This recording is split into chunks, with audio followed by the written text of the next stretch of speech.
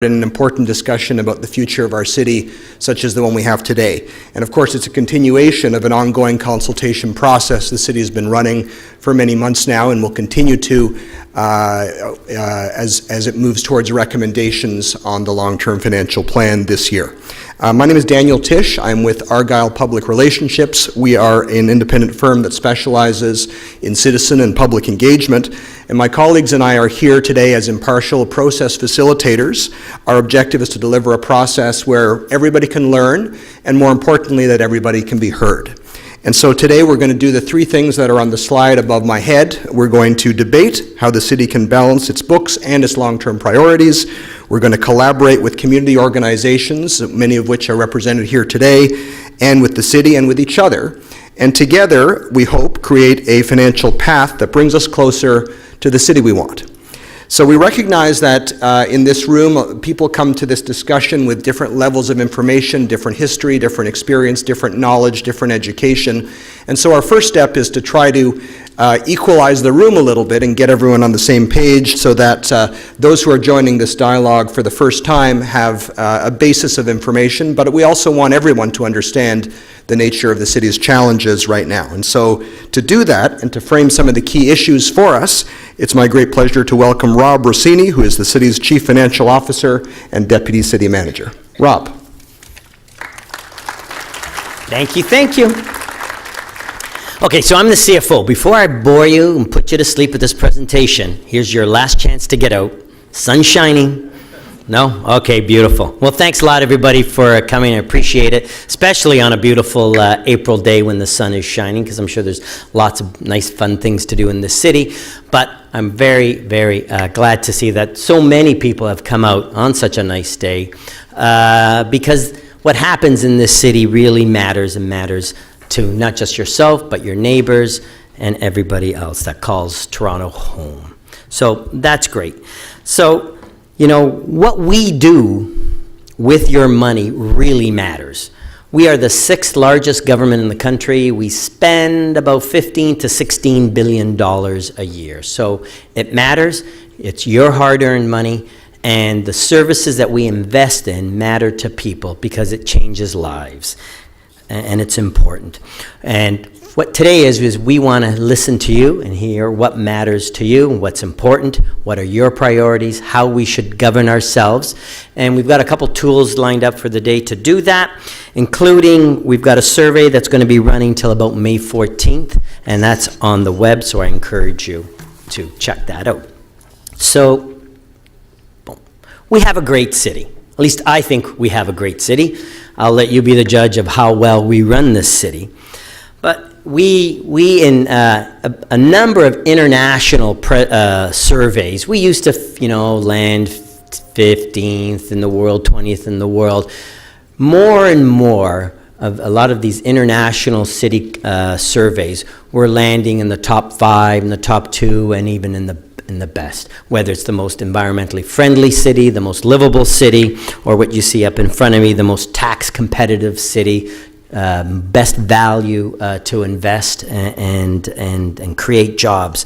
So we are a global city, we're a competitive city, and we're on the world stage, and people are taking notice of the city of Toronto.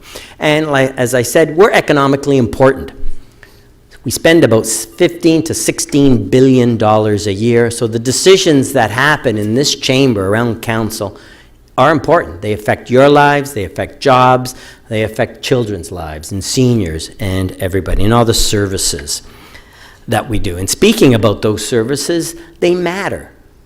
I mean, just think of it. If the city of Toronto as a municipality went away for even a day, how would that be? You couldn't turn on your water, put out your garbage, no traffic lights, no roads, not to knock my federal brothers, but if the federal government disappeared for a month, it would take a while before you noticed, but not your municipality.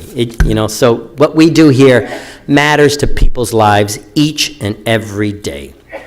And because of that, we're talking about what kind of a city do we want? We're going to have a fiscal conversation about the monies we raise and how we spend them, and how do we want this city to look and feel, not just for the people that live in it today, but the people that will be here tomorrow and our children. So council's looking at some strategies right now. Under our long-term financial plan, we have to think about setting our priorities, governing ourselves, making the right investments, and then, of course, all those investments have to be paid some way or the other. And that's the conversation nobody wants, right? I'm the tax guy. You really don't want me knocking at your door, but if we want a kind of city to look a certain way, it takes dollars and monies to run that. So that's why we're here, to get your input in terms of how best to invest monies and what are our priorities and how should we pay for them? Because there are a lot of different ways to pay for things. So just a bit of context. Every year, it seems, we have a gap. We have a budget gap.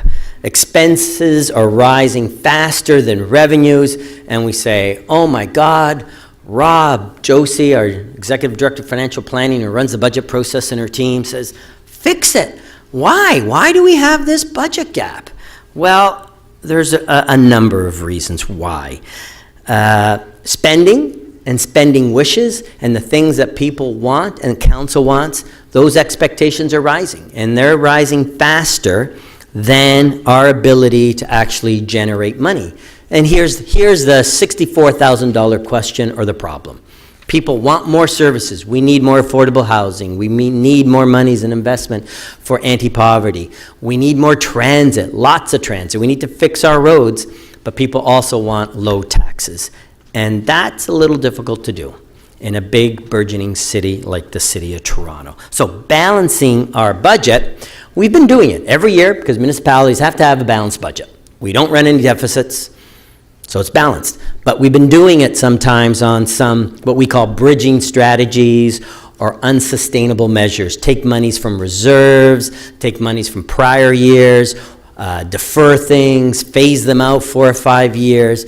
But as our city manager says, there's only so much kicking the can down the road that we can do. And what we're trying to do under this long-term financial plan is saying, okay, no more kicking the can down the road. What is it that we're going to do and how are we going to do it? So we have some structural problems and we need long-term solutions to fix them. So it's not rocket science, right?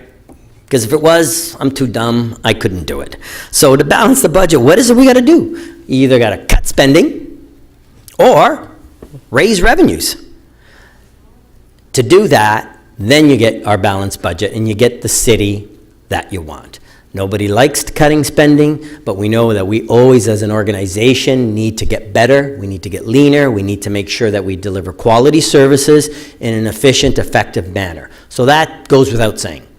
So we will always look at our spending and our program delivery to make sure that we are doing things as efficient as possible. But those efficiencies will only get you so far. We've been doing -5 and -10 and this past year minus 2.6% budget cuts. And there's only so much of that you can do. But our team here at the City of Toronto is always committed at looking at how we deliver services. So a key thing then to balance our budget going forward in the future will have to be revenues and the kinds of taxes or user fees or what other kinds of revenue tools that we want, be it road tolls or whatever, to finance the services and the investments that people want. So there's lots of things that we'll have to look at. Today, back in the fall, late fall, we did a phase 1 consultation about revenues and expenditures. This spring now, we're focusing on our phase 2 consultations, the long-term fiscal plan, and today is about governance and decision making. How do we set our priorities? How do we organize ourselves? And what's the best way of doing that? And what are the things that matter to people, to businesses, to everyone that calls Toronto home? How do we structure ourselves around this chamber and our committees? What are the right powers that council has? Should we have more? Are there different ways of organizing ourselves and structuring and delivering services? And then what is the relationship between our long-term finances and what we aspire to do versus our actual capacity and ability to afford to pay for some of these things. And what is your role in all of this? How do we engage the public? How do we provide information? How do we get feedback? So all of this is important, and this is the second part, the second phase of our long-term fiscal plan. So the consultations, as I said, we had our phase one that focused on expenditures, revenues, and today it's about governance and decision-making. We're going to have a number of workshops for you today. We have an online survey, and we'll be coming back with a long-term financial plan or direction report, likely late summer, maybe early fall. We'll be going to council, gathering all the feedback, what we've learned through our 2 phases of consultation, and setting out a plan or a direction of possible directions, because there may be a number of options that we may lay out for council to consider. And that comes us to you. So we want the public's input today on these important issues and making sure that we build the kind of city that people want. We can build it on the cheap. If that's what people value, low cost, we can build it much more better if people can afford to pay more or want to pay more. So today there's going to be a number of sessions set up to get your input on these kinds of questions.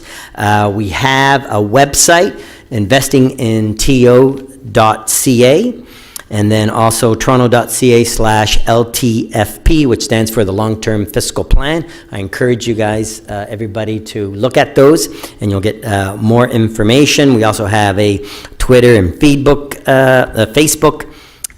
ways with social media on getting engaged as well. And as I said, the survey is open till May 14th. So have fun today, look, listen, and then give us your feedback. And thank you very much.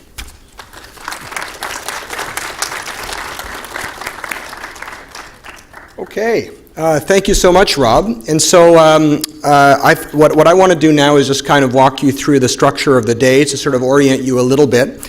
And really our objective is to get the most quality feedback that we can from the most people in one afternoon. So it's a daunting task because it's a complex topic, but we know we've got an incredible amount of expertise and ideas in the room. And so the way we've structured it is there are 5 core topics that really flow directly from citizen and public input that was received in the first round of consultations in the fall. Five topics which we thought would be really powerful to engage people today because they reflect concerns of citizens. So one is a session on how decisions are made. It's taking place in the members' lounge, which is upstairs, right up here behind me and to the right. So just you can go up the stairs and it's right there on that side of the members' lounge. And it's kind of a continuous open house. So there's going to be a presentation. As you'll see, there's a presentation scheduled for 1:30 and another one at 3 o'clock. And after that, after those presentations, it's a chance to talk to city staff, understand things a little bit, and give your input into the decision-making process. Now, it's important just for me to stop for a second and say that each of you should have received a little guidebook here. Right? And this is your guide to the day. You can consider it a souvenir program if you want to take it home, but we hope you just consider it a program that you leave behind, because you'll see that throughout there are a series of spaces over the course of the day for you to jot down observations and ideas and recommendations that you want the city to consider. So we'd love it if you use it as your guide to what's happening today on the first page, and then as you attend the different sessions, which I'm describing, that you jot down your ideas and that you leave it behind with us at the end of the day. So that's our suggestion. Okay, so session 1 is going to run all day, and it's a great place to step back, look at the big picture, how the city makes decisions, looking at the long-term financial impacts. And we hope that you'll visit that session for at least part of the day, because it's a really great place to get some orientation. Session 2 takes place right here in the chamber, and just like we did with Session 1, there's going to be 2 rounds, right? So if you want to attend one of the other sessions, you can come back later here if you wish. So there's a presentation at 1:40, and there's a presentation here at 3 o'clock. And so if you're interested in information and data that impacts long-term financial planning, well, this is the place for you. You'll hear the presentation, you can have your own discussions, and we're going to hear a couple of presentations from groups called Budgetpedia and the Open Data Book Club on ways to improve financial and other decision-making information. It's really about what information citizens need to help understand the city's process and decisions.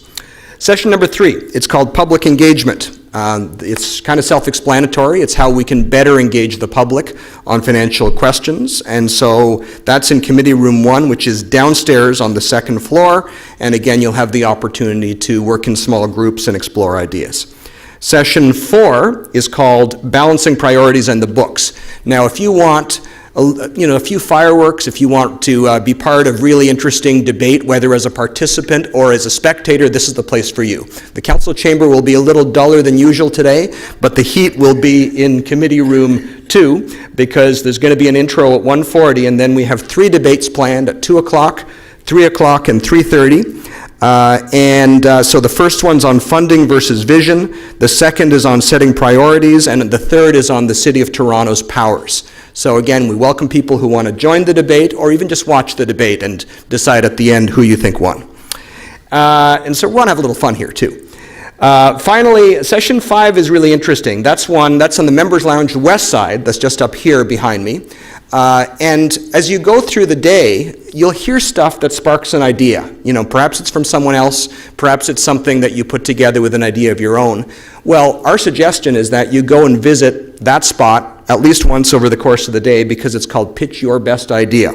And so there we're going to have judges from the Toronto Youth Cabinet and the Toronto Seniors Forum, and they want to hear your ideas. They're going to deliberate, and they're going to showcase at the end of our afternoon some of their favorite ideas they heard, the most interesting, the most creative, the most off the wall, and the most effective.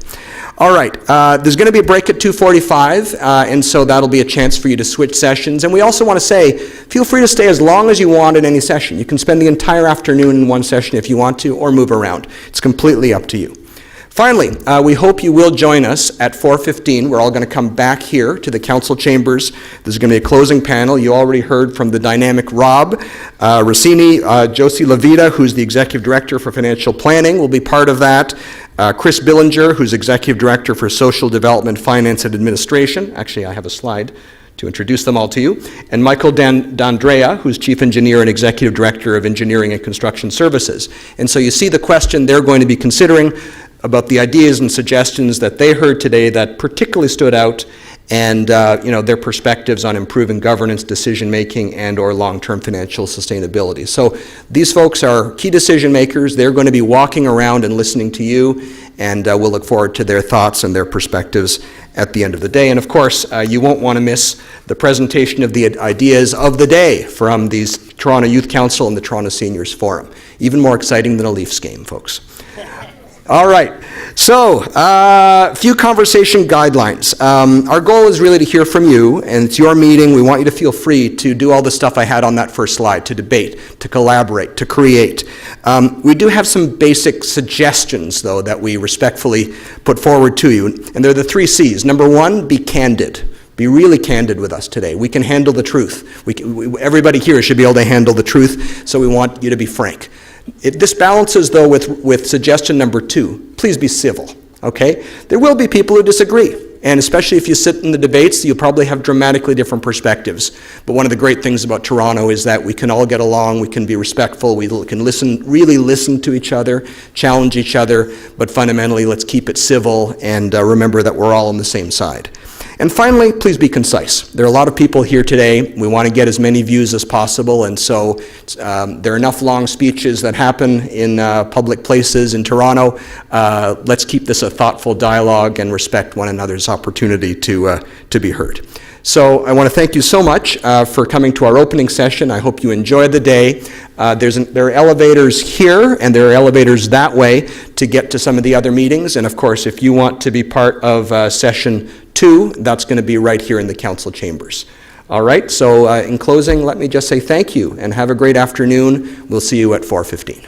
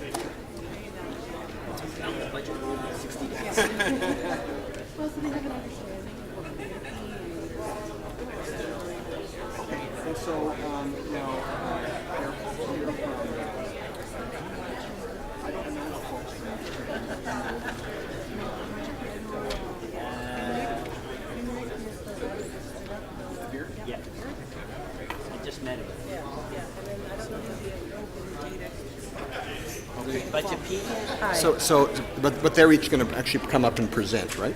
I believe so. I think they're going to take 5 minutes. Okay. So I have it on the key here. I Oh, think it's okay. the easiest. Do you want to put it on here? Yeah. Yeah, that's probably the easiest. It's not about efficiency, it's about which budgets get more, which budgets get less.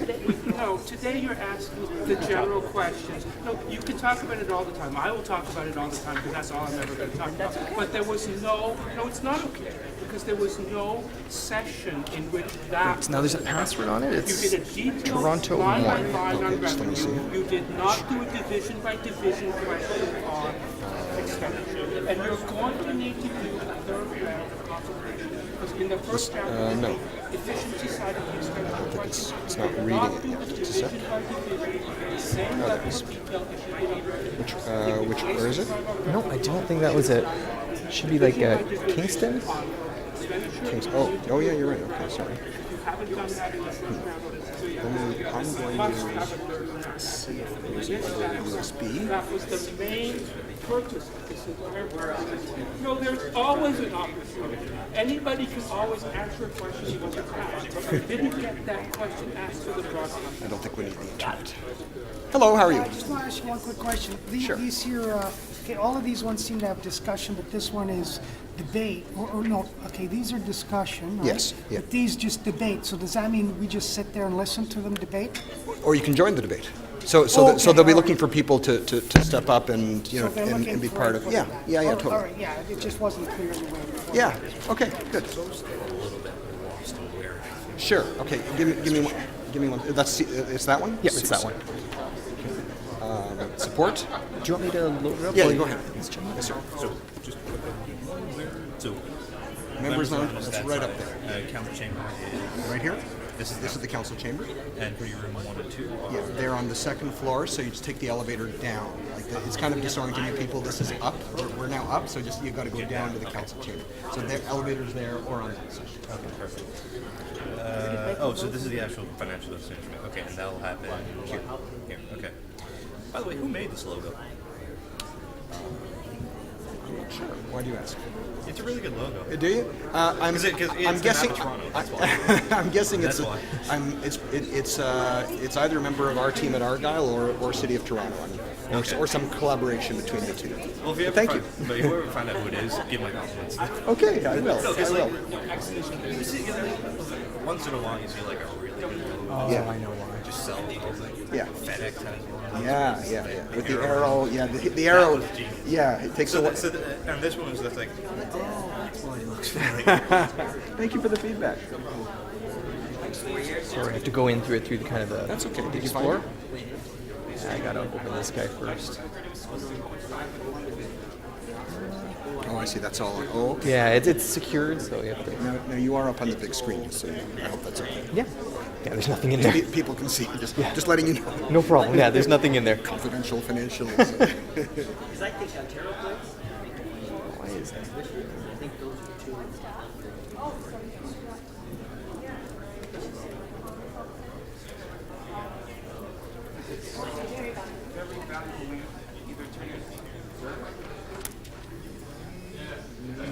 Depends on the level of intensity that you're going to put urban 60-story condos. There we are.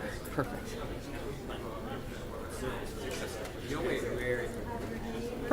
Right there. Oh, 5 minutes. Okay. All right. So let's get it. Excellent. All right. I'm just gonna run this up because I just put it on the Yeah, okay. So I just need to, left and right. yeah, There, either one of these will move you forward. okay, thank you. Okay, we're still early. It's Yeah. we said we start at 1:40. You like my cut? It's a nice little bag. It's a nice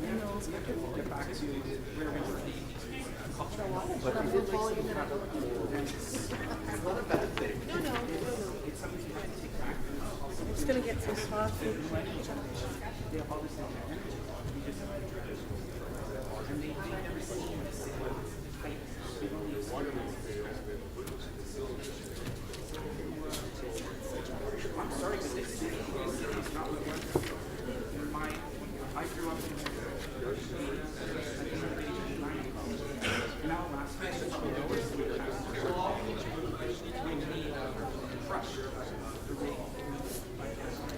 Outline, believe it or not, used to get raised, we used to have them in the parking lot. When you hear your sign, every piece of citrus fruit.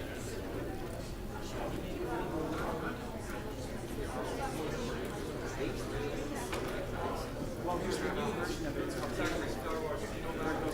Oh, yeah, I heard of that. It's 7 in the morning. Yeah,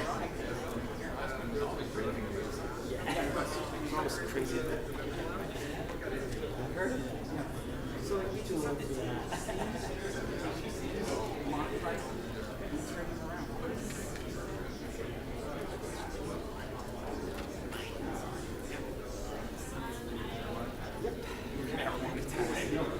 No, because it should be about the revenue. If you utilize it, I agree with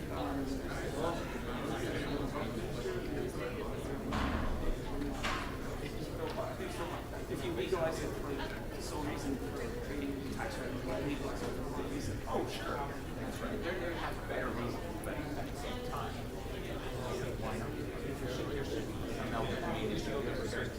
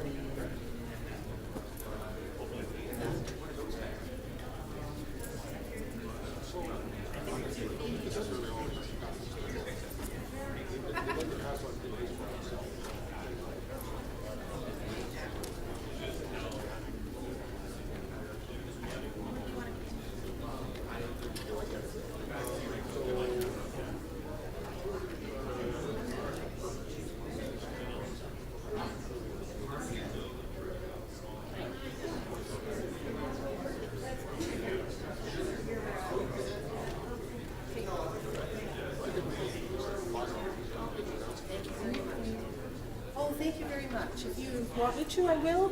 I would love you to. Okay, thank you. You're good, man.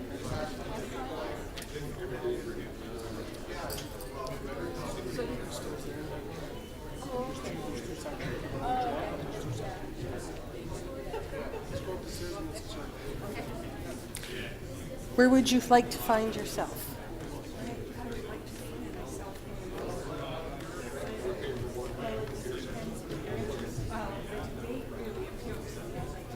Okay, so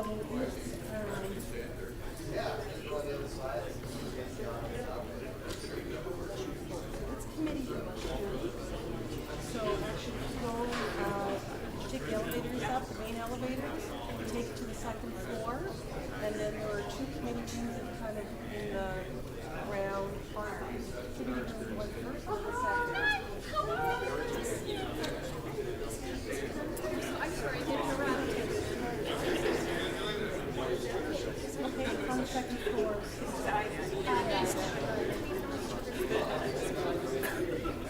Or you're just I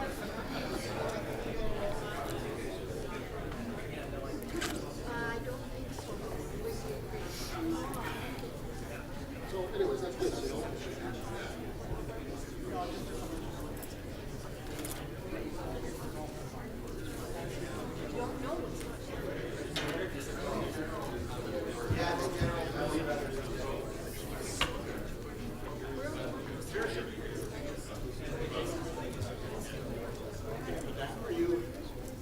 Josie, are you ready? I'm ready whenever people are ready. Okay, I think people are. Let's. We're 2 minutes early, but I think we can start, eh? Sure, if you like. Yeah, why not? Okay, we're 2 minutes early. We'd planned 1:40, but I think the people who are here, we're going to reward you for being in your seats and ready to listen.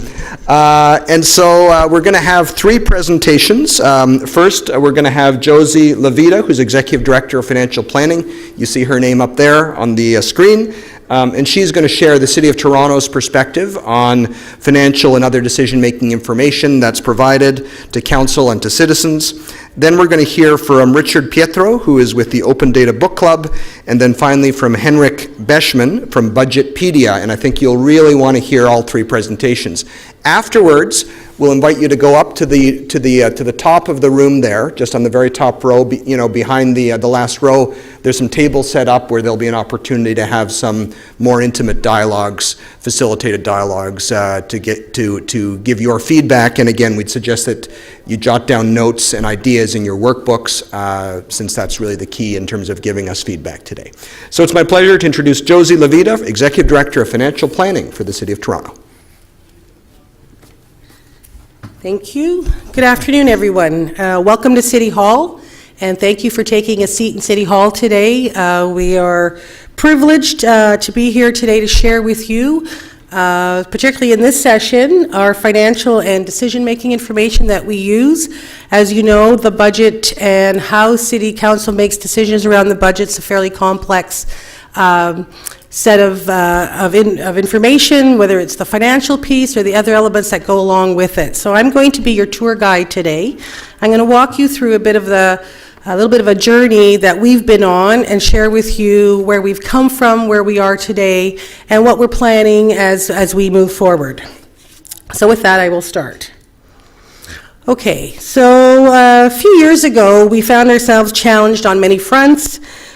We wanted to think about how do we link our priorities from council with the outcomes to ensure that we were actually, that's working, that we're actually meeting the outcomes that council wanted. How do we bring clarity to the city services that we provide, because we have over 100 service models that were out there. All different lines of business, as some might think about it, all different areas that deliver services, whether it's fire, transit, children's services, our Ontario Works area, our parks, forestry, and recreation. How do we bring that together so that people can actually understand what we're doing? And as you heard from Rob earlier, we also need a way to figure out how we're going to manage our financial pressures more strategically and think about how do we address our multi-year plans and strategies. And as you wander here today, you'll see upstairs that we have a very long list of strategies. And so that's one of the challenges around how do we think about bringing those together and setting priorities. As well, we also wanted to make sure that we were taking a longer term or more of a multi-year view in terms of how we think about our sustainability and how do we achieve those goals in a way that was service-based and also looks at our performance. And finally, that helps support staff as we continuously look to improve and find efficiencies. So the journey we set out was really to implement what we call an integrated planning and performance framework. One that, as this triangle shows, tries to connect the strategies and priorities of council all the way through to the budget process on the planning side, and also think about how we then link up on the performance side. Are we actually achieving what we're trying to achieve? But the first step for us to do that was really to look at how we organize the information that we have in a way that would be meaningful, and that was to take what we call a service view approach, or a citizen-centric approach to the budget and financial decision making. So we started on a journey and took what we called the traditional accounting view of our financial information. Our budget was designed and presented in the traditional approach around the costs that we had.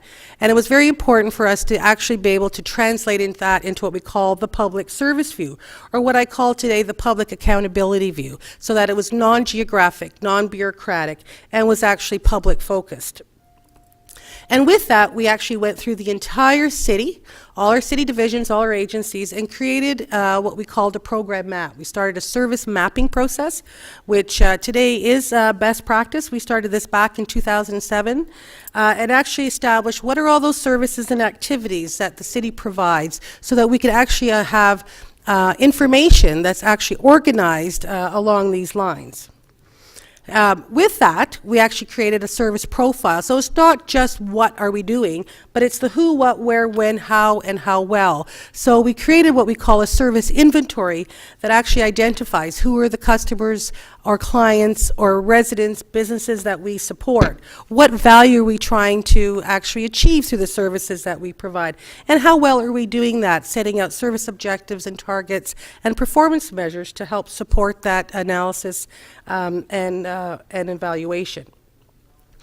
With that came something we call service levels. So we started articulating at a level lower than what we call the activity level of that program map, all those discernible areas where council has a debate about what we ought to be doing. And so since 2012, we've actually had very defined service levels, over 1,400 in the city, that today and has been for the last 4 years part of the budget decision making. And essentially those service levels are articulated in the budget. When we decide what the budget, the funding is providing, we look at what is the service level impact. So is the service level being changed? Is it going up or is it going down? And what's the implication of that? And annually, when council approves the budget, they're actually approving service levels. And that essentially becomes the contract, for lack of a better word, between staff and council and between council and the public. This is the level of service that people ought to be, that the funding is actually providing on an annual basis. And if council changes that, then in the following year, those service levels change as well. So as a result, and for the last 4 years, our budget is presented in what we call the service view.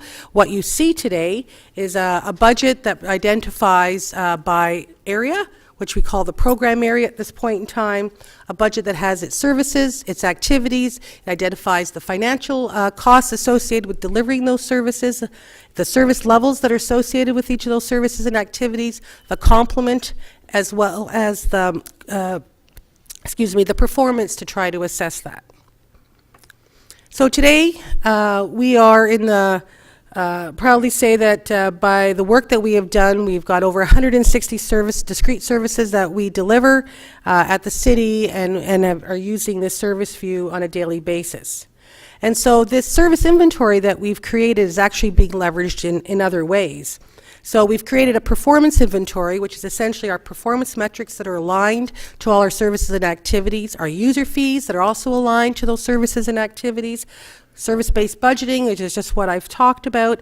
We're also using it in some other initiatives that we have. We're looking at a customer service strategy, so they're using the client-based bundles of the service profile. Our web is going through major revitalization, and they're embarking on a road imminently that's actually reorganizing the website in a way that's actually looking at it from a service view. So gone will be the days when the web at the City of Toronto is organized by the Public Health Division or by the PF&R, Parks, Forestry and Recreation Division. It'll be based on the services that we provide. So they're actually leveraging this service inventory and structure that we have created. So that was really the first part of our journey, and that was really about how do we make sure that the information we have is organized in a way that's meaningful both to City Council and to the public and provides the kinds of information that helps us evaluate and understand how the money is being used. The second part of this journey, and one that we are in fact talking about as part of this consultation process, is how do we actually start linking and making decisions about some of the priorities of council and linking it to our resource allocation process. So, you know, we have the top part, we have council priorities, we have a strategic plan, and we've, you know, implemented multi-year budgeting. So I've talked a little bit about the operating budget. It's a 3-year, it's a 1-year budget with a 2-year plan. On our capital side, it's a 10-year capital plan where we lay out all the projects across the city.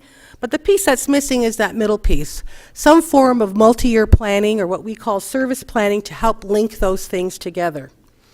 So we have a mayor who has set these priorities, and that helps drive some of the decisions of council and the way we look at what we are going to invest in. But we also have strategic directions for this 5-year period. And these are the different themes, and we're in a staff working through a series of actions that are actually getting us closer to ensuring that we're working on city building and economic vitality, as well as the fiscal sustainability theme, and today is part of that journey. But as a city, we have multiple strategies. So we get information, we get reports from council, wonderful master plans, aspirational documents, long-term ideas, sectoral plans, various strategies, poverty reduction, child care, growth strategy, fire master plan, and the list goes on, and I believe the list is upstairs. So one of the issues is, how do we actually think about these plans? How do we look at the information? How do we bring that together? A, to prioritize. B, to figure out how we're going to fund it, and C, to figure out whether these things are actually achieving what they intend to achieve to meet the objectives of council. So we believe that we need to link strategy and the budgeting process through a multi-year planning process, what we call service planning. So we can actually say, if this is what we're trying to achieve, what are the kinds of actions that we require, setting out service objectives with multi-year targets that we can then monitor to see if we're getting there. So as an example, today's Earth Day, let's talk about trees. So our forestry folks, you know, and council has said, how are we going to double the tree canopy, as an example.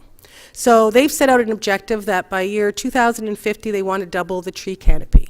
So that's a wonderful objective for the city. How do we get there?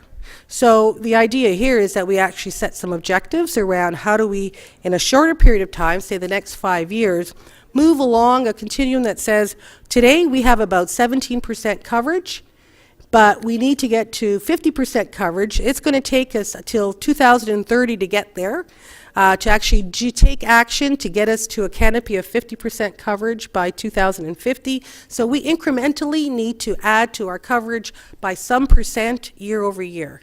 And what does it take to do that? That's where we get into priority actions. We look at what needs to be funded to actually help support that. So the idea is that we'll have qualitative and quantitative kinds of actions that need to be taken. The quantitative ones move into a budget process, and then they get prioritized so that we actually can figure out how much we can do, when and how fast. And that's the piece that we feel is missing, and a piece that we're hoping to be informed about as we work through this consultation. To move further along that maturity model, today a program is defined by the division. So a program is in fact the Fire Services Division, the Parks, Forestry and Recreation Division, but really the goal here is to think about broader programs. How do we think about what is contributing to environmental sustainability? What's contributing to community health and wellness? And so moving to a true program-based approach would take the services that we've defined and actually start cherry-picking them, putting them together so that we can actually link them to the broader objectives that Council wants to achieve. Thank you. And so finally, the dream of where we're trying to go here is putting these things into place so that we can actually link our planning and our performance to results, so we can actually say, is what the city's doing achieving the outcomes, and is the money that we're contributing towards those things that we're doing going to actually achieve it? Excuse me, I've been sick. All right. I knew this was going to happen. So,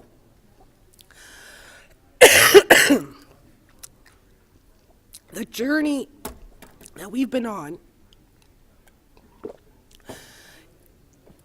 is, is one that ensures that as an organization, but as a government, that we are transparent so that people can understand, but also to show that we are accountable for what we do. And so we have a whole regime today around ensuring that transparency and accountability exists at the City of Toronto. Sorry. So we have something called the Financial Control Bylaw, which sounds really dry, but it actually is under review, and our first phase of updating that is happening in the fall.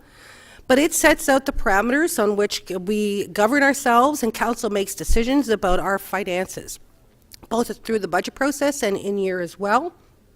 And it sets out a whole series of things that help staff ensure that we are using money in the right way as it was intended and allocated by Council. We actually do a lot of monitoring and reporting out. Here's a list of a series of things. But you can see, and here's an example, we do quarterly variance reporting. So once a budget's set, Quarterly, we are reporting to council on how well we're spending that money, both in our operations, in our capital program, excuse me, as well as our reserve funds. How well are they doing? And we've moved to a dashboard approach to make it a lot more understandable, because prior to that, lots of words that didn't really say a lot for people. Too much information in some cases. Internally, we've actually created what we have now as a dashboard, and part of the technology, the journey that we've been on, is moving to a business warehouse with business intelligence capabilities. And so we've launched this internally for both executive management and staff to use, that actually brings together some of these key pieces, foundational pieces that we've created. So being able to monitor the budget by service, by activity, the complement, our payroll, and to actually look at trends, and then separately our performance measures and our service levels. So this is something that we've just launched in this past year, and we'll be looking at whether we can do a public version of this shortly. Of course, as an organization, we have to have audited financial statements. That happens annually, and that sets the books and closes the books for the year. So we go through all that kind of a regime. So annually, as we get past the budget process, of course, council meets once a month. They consider all kinds of reports, and through our financial control bylaw, it is important and it's a requirement that all reports coming to council with financial information have that information disclosed. As a principle, it's a key principle for the city that council and its committees, in making decisions, have full knowledge of the financial implications before they approve matters. So here's a list of the kinds of things that today need to be reported out, so they can actually consider those things prior to making any final decisions on a particular matter.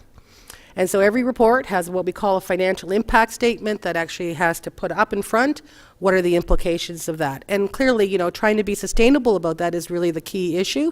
Is it having an impact in year? So you'll see there's probably about 1,600 reports that we review, 1,700 reports we review annually as staff in my shop, to review all those reports to make sure that those financial implications are accurately reflected, so council has that information. We believe, though, that transparency and accountability really leads to empowerment and finally to trust. Without those things, how does the council and the public know that we are using the money well and that we are good stewards of the public purse? So we've been working through on this continuum that really looks at how do we engage the public on various levels. So we have been maturing, I think, as an organization, and providing information, whether it's through the budget process in particular or through the year, that helps us actually provide information at really all these different levels of public engagement, starting with, being able to inform and educate through the budget process, starting conversations with the public through various methods, as well as, some of the plans that we have to do more partnering. So on the information and informing and engaging side of the house, when we do launch the budget annually, there's a whole series of documents that we produce, so that's that both council and the public understand what's coming forward. It is a lot of information. The budget is huge. We have what we would call, 44 disparate program areas that each of them have a lot of information and a lot of things that need to be identified, but we do that through something called budget notes. Through the budget process, we have something called budget briefing notes that are deeper dive analyses so that people understand some of the issues that are being dealt with, the presentations, and we have a budget website annually that facilitates a lot of that. In terms of engagement during the budget process, we also have toolkits that we create for councillors so that they can actually have town halls, ward town hall meetings throughout the budget cycle, which both myself, Rob, and my staff attend to help support that. And of course, we have the regular deputation process. And so if you were to go on our website, you would see budget notes for every program area. There's one for operating and one for the capital budget. That gives a real in-depth piece on what's going on in that budget, what's the money being used for, what are some of the issues, financial and other service issues that are being addressed, as well as metrics and service levels, as I've noted before.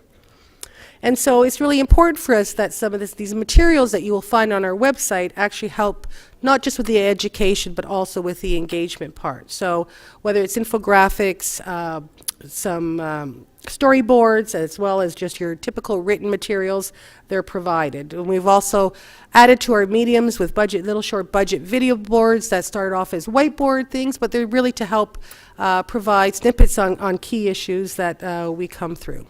So as we move through the civic engagement part of the continuum, you will hear, then you know that we actually have a civic engagement office, but it's also very important through the budget process that we continue to enhance our civic engagement.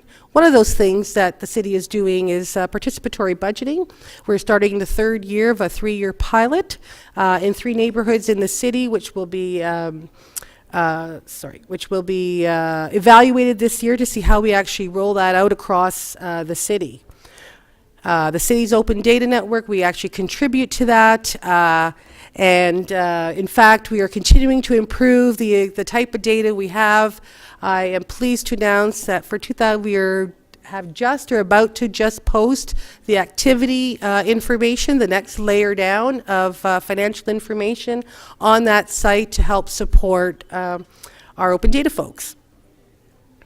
So imagine a city where it's easy to learn about it, to discuss and participate in the decisions that council makes. So I want to talk to you a little bit about where we're going.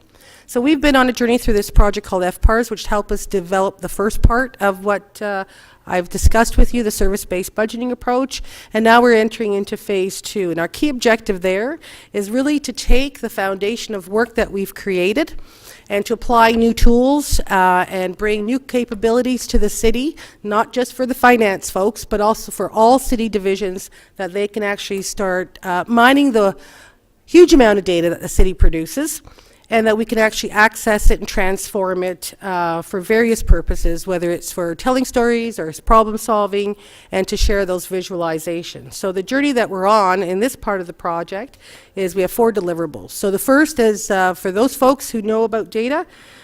You don't have good data, you can't really produce the information. So we're in a data governance work as we speak. We're actually documenting all our data sources. We're having data management, data stewardship conversations, creating that and establishing what we call a business intelligence framework. So we actually create the foundation for the tools that we're bringing.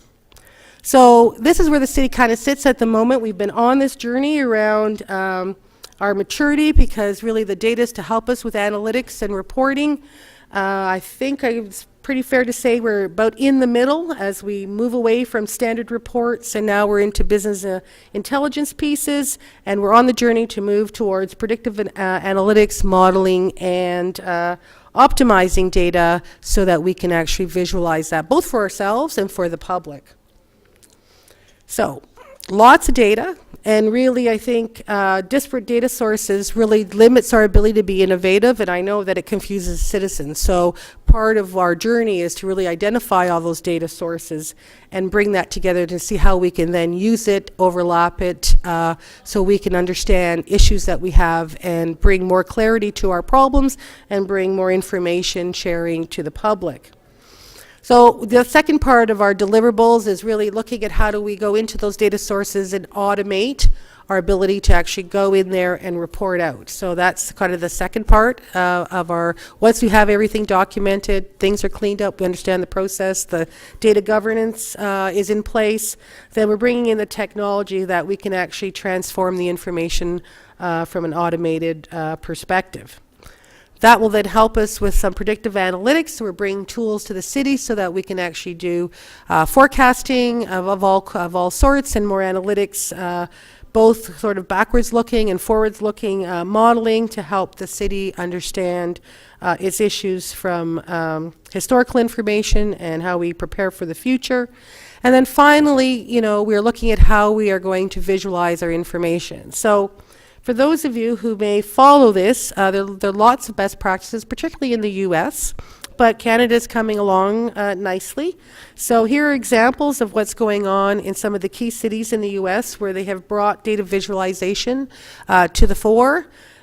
City of Baltimore, City of Boston, which is called Boston About Results, brings forward all its performance metrics. Seattle, it has an open performance portal.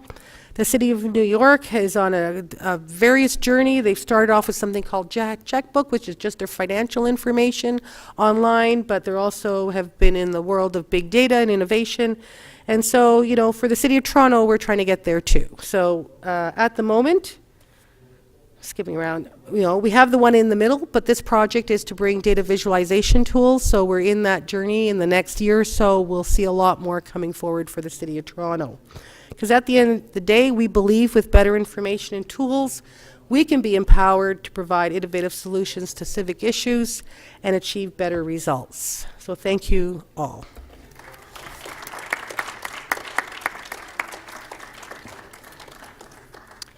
Thank you so much, Josie. So we've got a couple of presentations from public interest groups that I think will be really engaging for all of us. And so the first of those will be from Richard Pietro, who's with the Open Data Book Club. He's going to give us a short 5-minute presentation. And both he and Henrik have opted to present from over there. So you can see him there, and you'll see his presentation up on the screen. Okay, so Richard, over to you, and thank you for joining us today.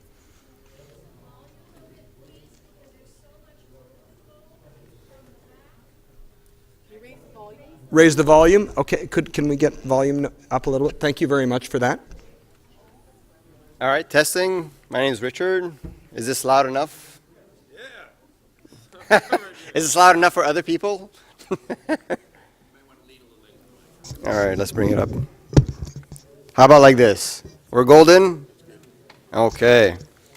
So yeah, my name is Richard Pietro, and for the last few years I've been creating what I like to call civic engagement as art, because I believe civic engagement is a bad brand. We need to rebrand civic engagement, because when you think of civic engagement, you think it's a duty or responsibilities. Judges even issue community service as civic engagement. So why would people want to be engaged when they have that mentality? So I try to reframe it as art, that it's a product of passion, that it's something that you create that was not there once before. Now, the terms open data were mentioned earlier, so I'm just going to take a couple moments to make sure that you're familiar with those terms. And the way I like to describe open data is it's technology, it's the car. It's, you know, what kind of engine is it going to have? Is it a 4-door? The tires, the color, it's the details. You may have also heard the term open government.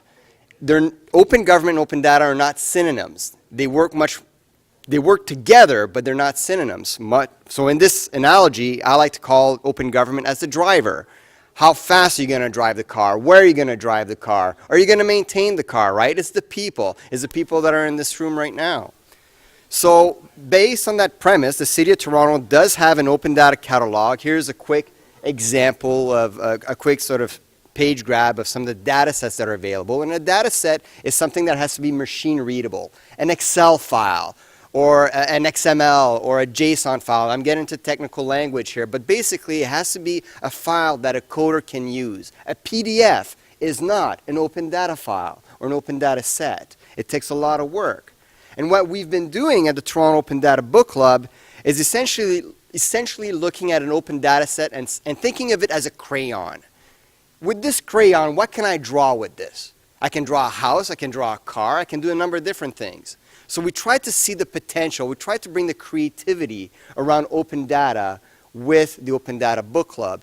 And the way it's done is that every month we choose a data set, we spend that month, we develop, we work with it, and our members create visualizations and platforms and things of that nature. And for the last 2 years now, we've created a number of different tools. This is a quick sort of Google Doc of some of the more notable tools that have been created through the Open Data Book Club. And once again, we are not funded in any way, shape, or form. All this work is done sort of in our spare time. I am a waiter by trade, for example. But now we're going to get into some of the examples that we've done with relation to budget data in the City of Toronto. So about a year ago, we actually had the financial team, Alex Mozo, Paula Chung, Eric Frank, come into the Open Data Book Club, and we'll look at some of the budget data together. And one of our members created the capital budget and plan by ward data set. He took that data set from 2014 and just put it on a map. because, and from our understanding, this is not a tool that is even, that councillors don't have access to. So right now what you're looking at is a capital budget and plan by ward for 2014 and going further for the entire city. Oh, there we go. For the entire city. And it's all powered by open data. And you can actually choose the different wards and click and see how that ward is spending its capital budget. I did a deputation about a year ago and actually showcased this tool to the councillors for executive committee, and they were like, do my ward, right? They don't have this tool, and this is something that was essentially created in somebody's sort of spare time. So we can see here for St. Paul, the CP15 redevelopment, there's $32 million that's going to it.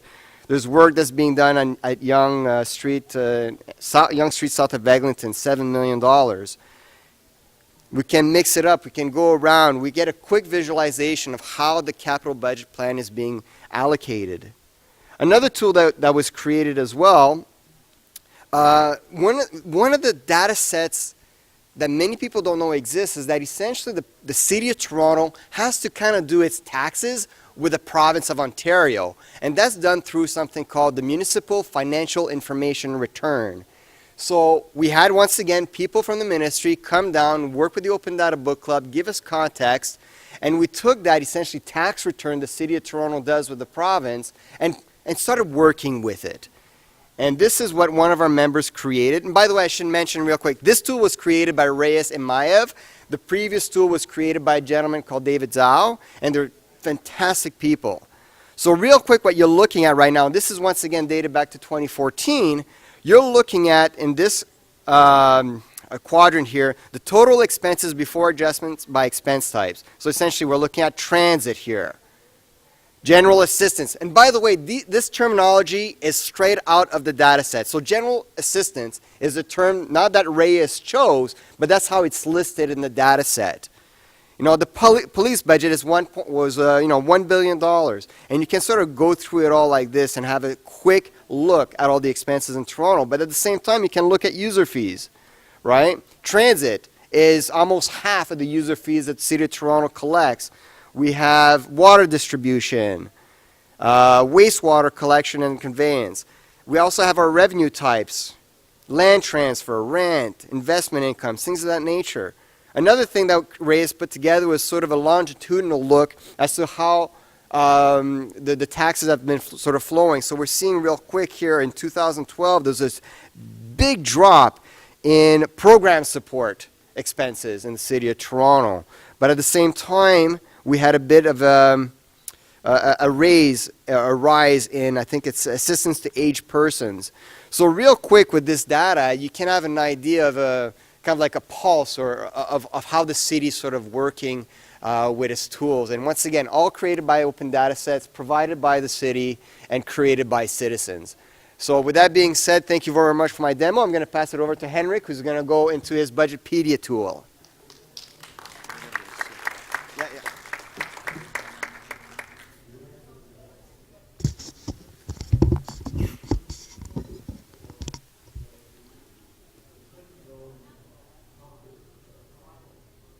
Should I just get started? Can everybody hear me? Pardon my back. So Budgetpedia is a volunteer project. We meet every Tuesday at Civic Tech Toronto. And the purpose of our project is to make the Toronto budget more accessible to citizens, in order to support informed debate, people like you. We started in July 2015. First website version last November, and now we're working hard at the next version. So I'm just going to touch on a very few points, hopefully keep it under 5 minutes. So let me just quickly show you the website. Here it is. Let me just point out a couple of things. We've got a resource page which has about 150 website links, including a bunch of documentations, for example, on FPARs that Josie mentioned, and other things. There's a budget roadmap which tracks the budget decision points. And something that might be of interest to people is that there's a 2016 sample decision roadmap which covers about 50 or 60 decision points starting in late May, actually. and continuing for the whole cycle. I know Josie's kept very busy the whole year pretty much with all that. And then, of course, we've got our Budget Explorer, which is an interactive graphic tool. So, you know, you can drill down to parks or something like that. You can get in context the analyst notes that Josie was talking about, which are really quite helpful. You can look at trends. You can switch from expenses to revenues to staffing. Hours of mindless entertainment there because of the graphics. So lots going on there. Oops, other way.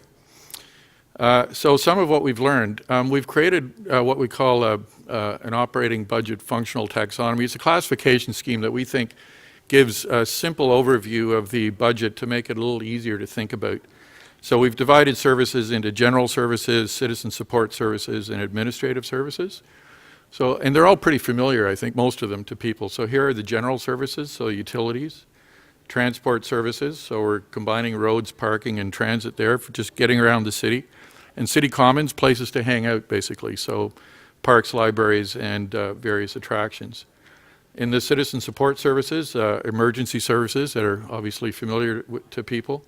Human services, which these three groups, income, housing, and children's services, are now actually collaborating, which is super exciting. I think it's a really good step forward. And they have a website portal, highly recommended, check that out, and health services. And even the labyrinth, which is City Hall, which is where we are now, can be, I think, fairly well understood at a high level, you know, if it's organized like this. So if you take those 6 main delivery service groups that we've identified and sort them by spending, you get an idea of what the priorities of the City of Toronto are. Just glance at that for a moment. And let me point out a few trends that we've noticed. The overall budget is up, was up quite a bit after amalgamation until about 2010 and is fairly flat now. There has been a shift in composition, so citizen support services are down quite a bit. So water and TTC is up, income and housing is down, user fees are up, property taxes are flat. There's something going on with staffing, and we don't quite understand it because we don't have the data, but you can see that this is from the audited statements. Salaries and wages have gone from 41 to 51% of spending over this time period. We actually took what information we could and gave it to a highly qualified professional analyst. And his findings were somewhat cautiously, because of the poor quality of the data that we have, that after adjusting for inflation, average salary per staff has gone up at a 1.7% compound annual growth rate, which, because of compounding, has resulted in about $1 billion a year extra expense now for the city. Key motivations. We do find that most people are interested in local issues and have passions, local interests and specialized passions. So here are some examples of those. So our position is that local issues are informed by local data, and what we'd like to do is get local data to the people that have those local issues. It turns out the city has about 13,000 cost centers. I got a list. We're just working on those. So, you know, in principle, we'd like details released about all of those. Here are some examples of cost centers, sorry. There are also global motivations. I mean, we all know that we've got all kinds of disruptors coming at us, so we want to have an agile government, and we think that open data and collaboration with the community is going to help with that. We're always looking for partners in government and community partners, and we want to be constructive about all this. We're not after gotchas in any way. We think that not only does open data help with collaboration and support informed debate, but it also helps to focus minds since it's published, to improve the quality of that data and set priorities, because not all data is going to be useful. Budgetpedia, now we're working on creating a formal data warehouse so that we can actually capture financial information from any government in Canada, and we're working at improving the user experience. But today's question is, what do you folks want, people that are listening here? So we've got a table right up there, and come and chat with us, and let's get the conversation going. Thank you very much. Okay.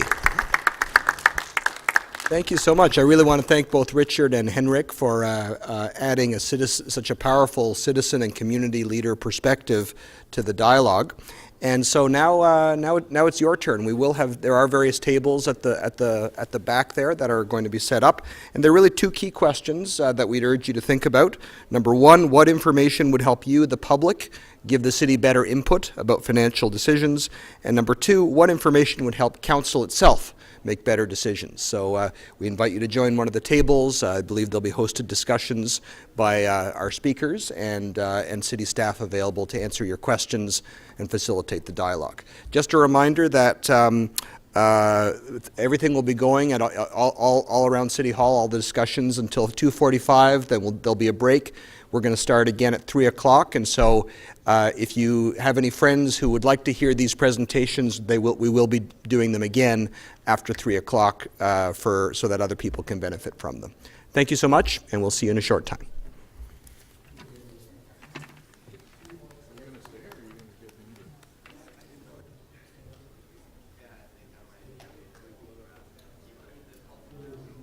Thanks for the water day. Oh, no problem. I didn't realize you had a cold, but I just kind of thought, she's talking a long time, that could probably help. So. Yeah, no, I just got one of those dry throats. You know, just, No, it's okay. No, I know, I always just put one there for myself when I have to chair or facilitate or speak, just in case. No, my pleasure. So Josie, you're going to do it again at 3, right? well, I guess what they were going to decide was if there isn't a long turnover of people, like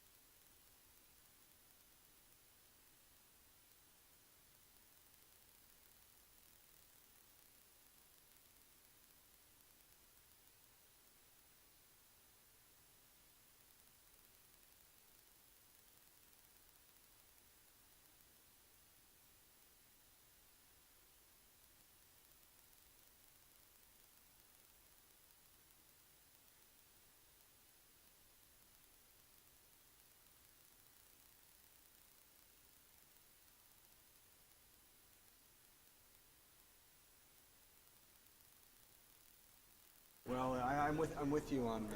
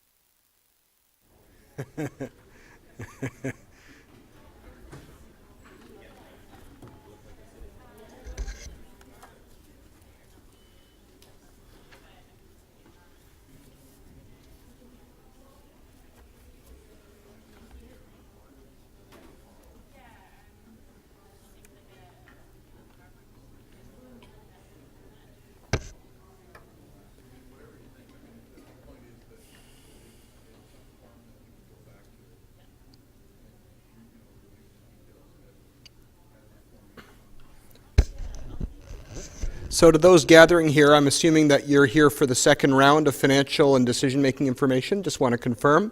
So we'll have a fresh presentation in just a couple minutes. Okay?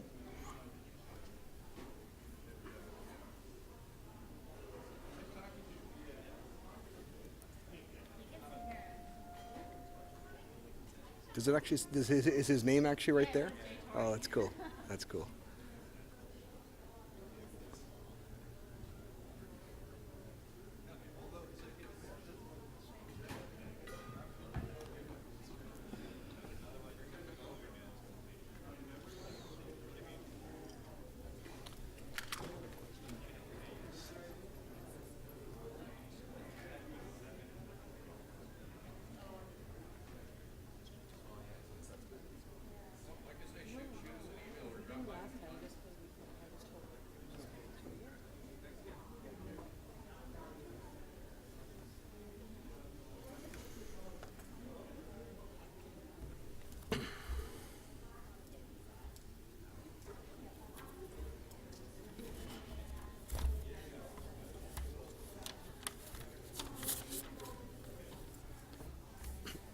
Are you cool to do your presentation again?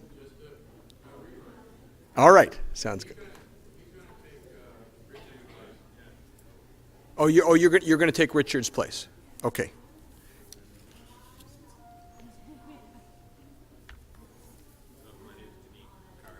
Denis Carr? Yeah, I'm the C-A-R? CAR 2 hours. Yeah. Yeah. Okay, perfect. Thanks, Denis.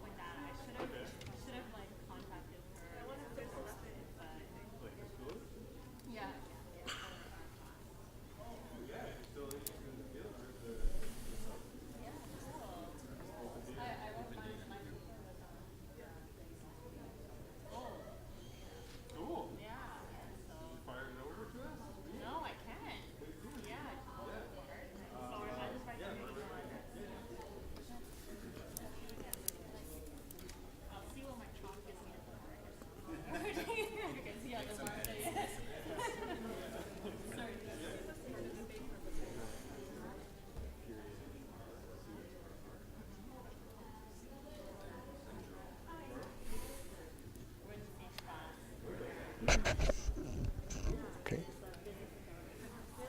Are you ready? Okay, so welcome everybody to those who've joined us for the second round presentation. We hope you enjoyed wherever you were in the first round of discussions in the building. And so, just as a reminder, this session is called Financial and Other Decision-Making Information. It's really designed to help you give us feedback on two key questions. Number one, what information would help you, the public, give the city better input on its financial planning? And number two, what information would help council itself make better decisions? All right. So once again, we've got a presentation from Josie Lavita, who's the Executive Director of Financial Planning for the City of Toronto. And then afterwards, we're going to hear from a couple of folks in the community who are doing some really interesting things.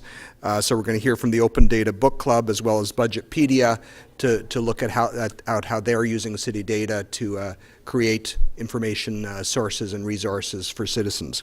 So it's my pleasure first to introduce Josie, who's going to take us through some detail, and then we'll open it up for discussion and for the other presentations. Josie. Thank you.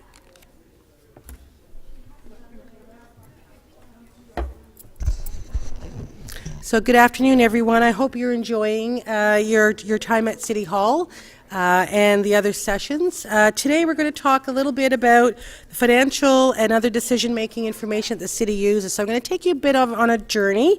It's my privilege today to be your guide tour on what the city has done to get us to where we are today, and what we have and what we're working on for the future.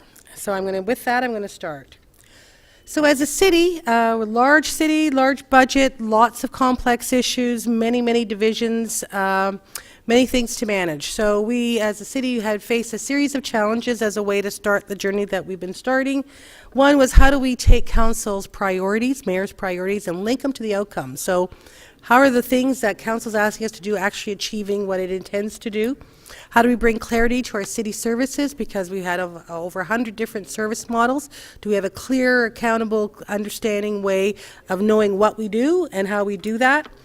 And of course, the topic of our long-term financial plan exercise here is, how do we think about ourselves strategically around how do we manage our city's financial pressures? We have multiple plans, multiple strategies, lots of wonderful aspirational documents. You probably saw the list upstairs. How do we take that and also move that into a multi-year planning and budgeting framework that actually sets some targets to know whether we're being accountable and whether what we're intending to achieve with the money council's approving in a way that's meeting the objectives that we set. And finally, how do we then understand our performance against the funding that we receive? Is it really doing what we intend to do? Are the service we providing efficient, effective? Do we benchmark? And so really bringing in a performance culture, both for our accountability with council and the public, but also to help us with continuous improvement and other kinds of efficiency measures. So on that journey, we decided we needed to do two things.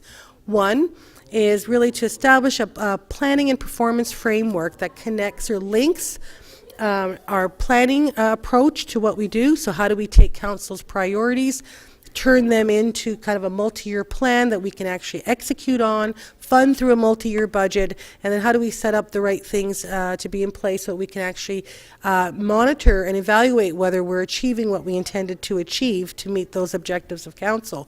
But before we started that, we felt it was really important to get a different view on how we did that. So we started down a road or a journey of really translating our information into a service view. And so, the traditional approach to the financial information is to see how much money we have by our various divisions or, units of our organization in a way that talks about our salaries and benefits. But, that really isn't very meaningful. So we went on a journey starting in 2007 to start what we call a service mapping process, which is essentially taking everything that we do and turning it into a public service view, or which I call the public accounting view. So that was really non-bureaucratic, public-centric, so that we could then come up with a structure that was understandable and brought clarity and transparency to what we did. So what we did was we went through the entire organization, division by division, through all our agencies, and actually started mapping their services and activities. And as a result of that, we've got what we call program maps that lay out for each of our program areas the key services that we provide and the service and the activities that support those services. And with that, we created what we call a service profile. So it's not just what are those services and activities, but then, of course, what are we doing? Who are we serving? Why are we serving them? What's the value? What are the objectives? And then, of course, how well and when, right? So that we actually had a really good profile of what that service was for and to be able to understand how well we're doing. So this gave us a richness of information that we call a service inventory. With that came the creation in 2012 of service levels. So even at a level lower than our activities that we saw on that map, what are those sort of discernible service issues or discussions, service areas for which we are actually providing a level of service to the public. So we went around the whole organization. We have over 1,400 of articulated service levels that essentially, when we approve the budget, we have a committee and council who consider both the funding for the services and the activities, and what does that do to our service levels that we're providing. So is the service level going up, When we add money, is the service level going down? If we cut money, what does that mean overall? And annually with the budget, those service levels are articulated in what we call budget notes, which I'll show you in a few minutes. And it is essentially the contract between staff and council and the public on what you should expect as the service level being provided.